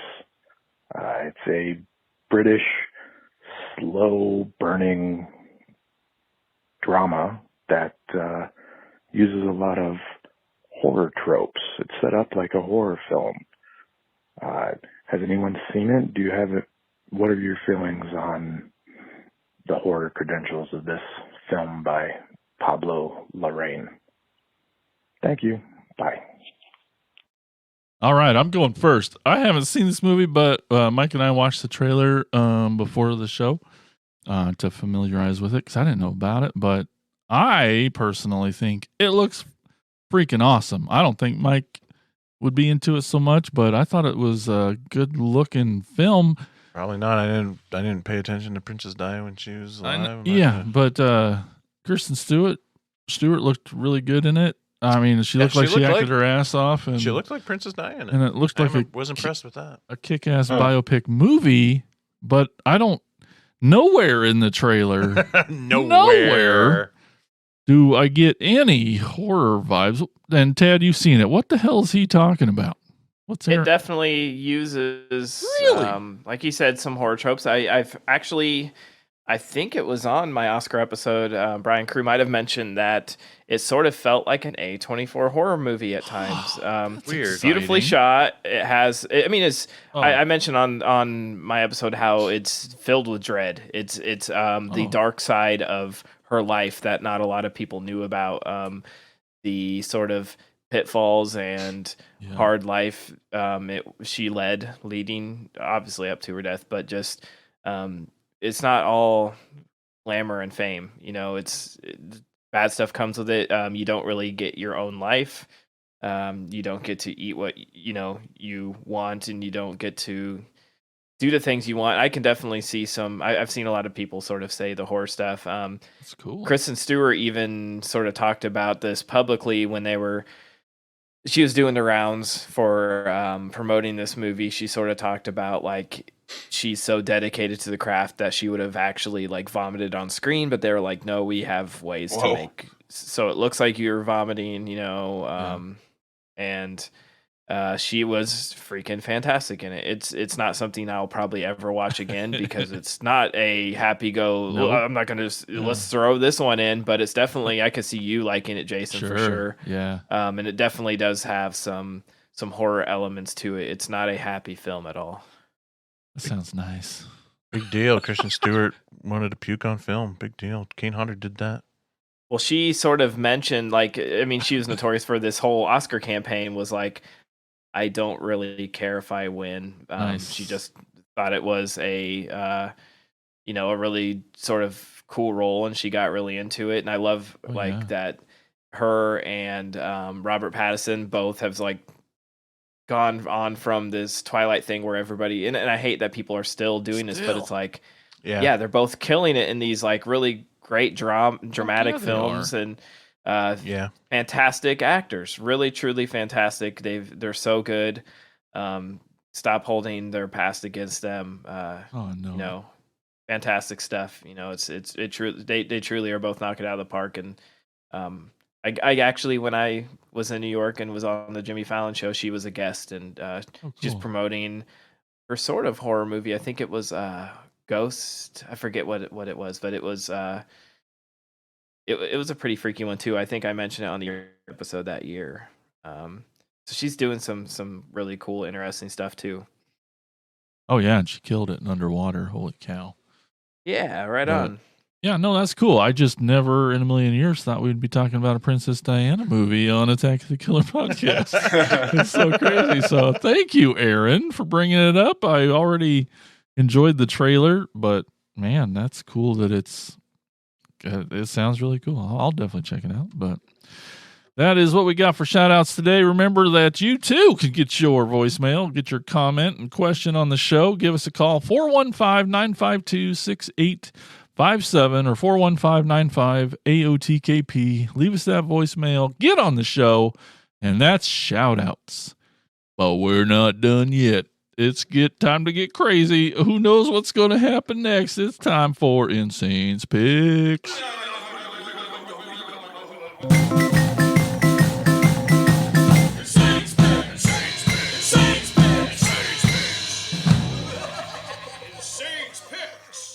For this Insane's Picks Hall of Fame, we induct a filmmaker whose films are literally larger than life. We induct oversized creature feature producer, director, writer, the original Notorious B.I.G. That's right, Burt I. Gordon. Yeah. Burt Ira Gordon was born September 24th, 1922. He was nicknamed Mr. B.I.G. by Forrest J. Ackerman because that's his initials, is big. And it's kind of interesting that he would make all these giant, big bug and monster movies. He is best known for writing and directing sci-fi and horror B-movie films such as King Dinosaur, Amazing Colossal Man, Earth vs. the Spider, Village of the Giants, and Empire of the Ants. Most of Gordon's work is from the giant monster films, which he used year projection to create his special effects. He began making home movies on 16mm after his aunt gave him a camera for his 13th birthday. He dropped out of college to join the Army Air Forces for World War II. After the war, he began making television commercials. He would later edit British feature films to fit a half-an-hour time slot.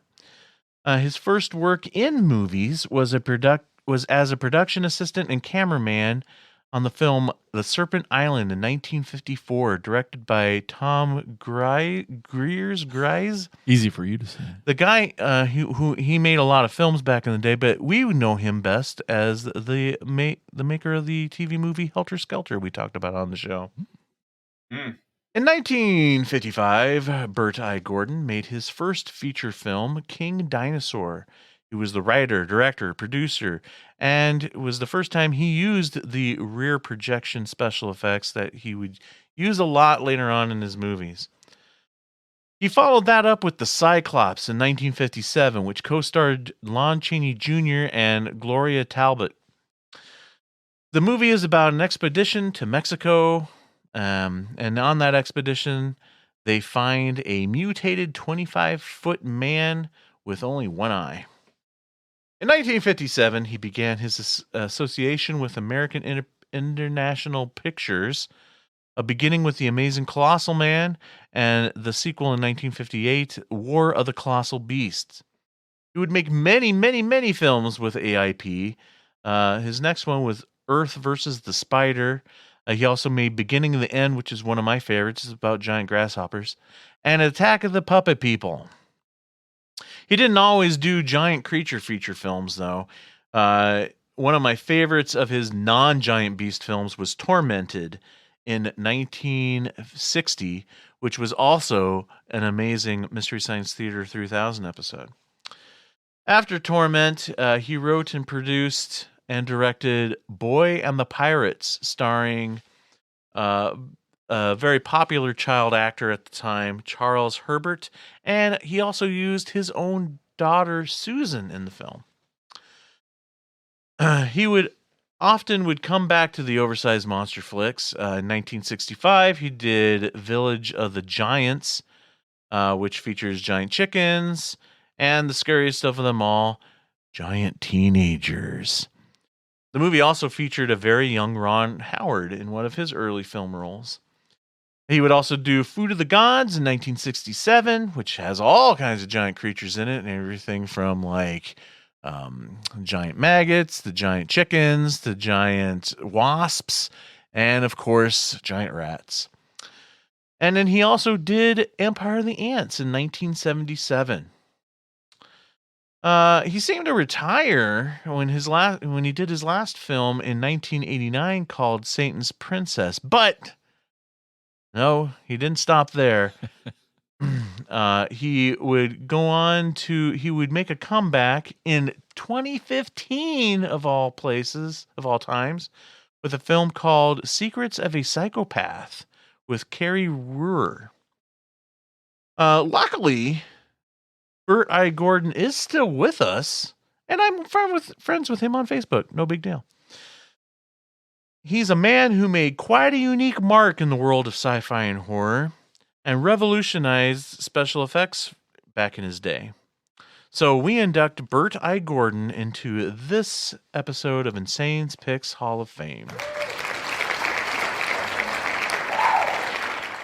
And that, my friends, wraps up another episode of Attack of the Killer Podcast. Thank you all for listening, and a special thanks out to all the attackers who keep the show going. Attackers! We really appreciate it. This has been a fun one, diving into analog horror, even though Jason hates that title. So until next time, remember, the moon is watching you, maybe because you no longer watch it. And this ends our broadcast day. Oh no, could this be the end of? Attack of the Killer Podcast.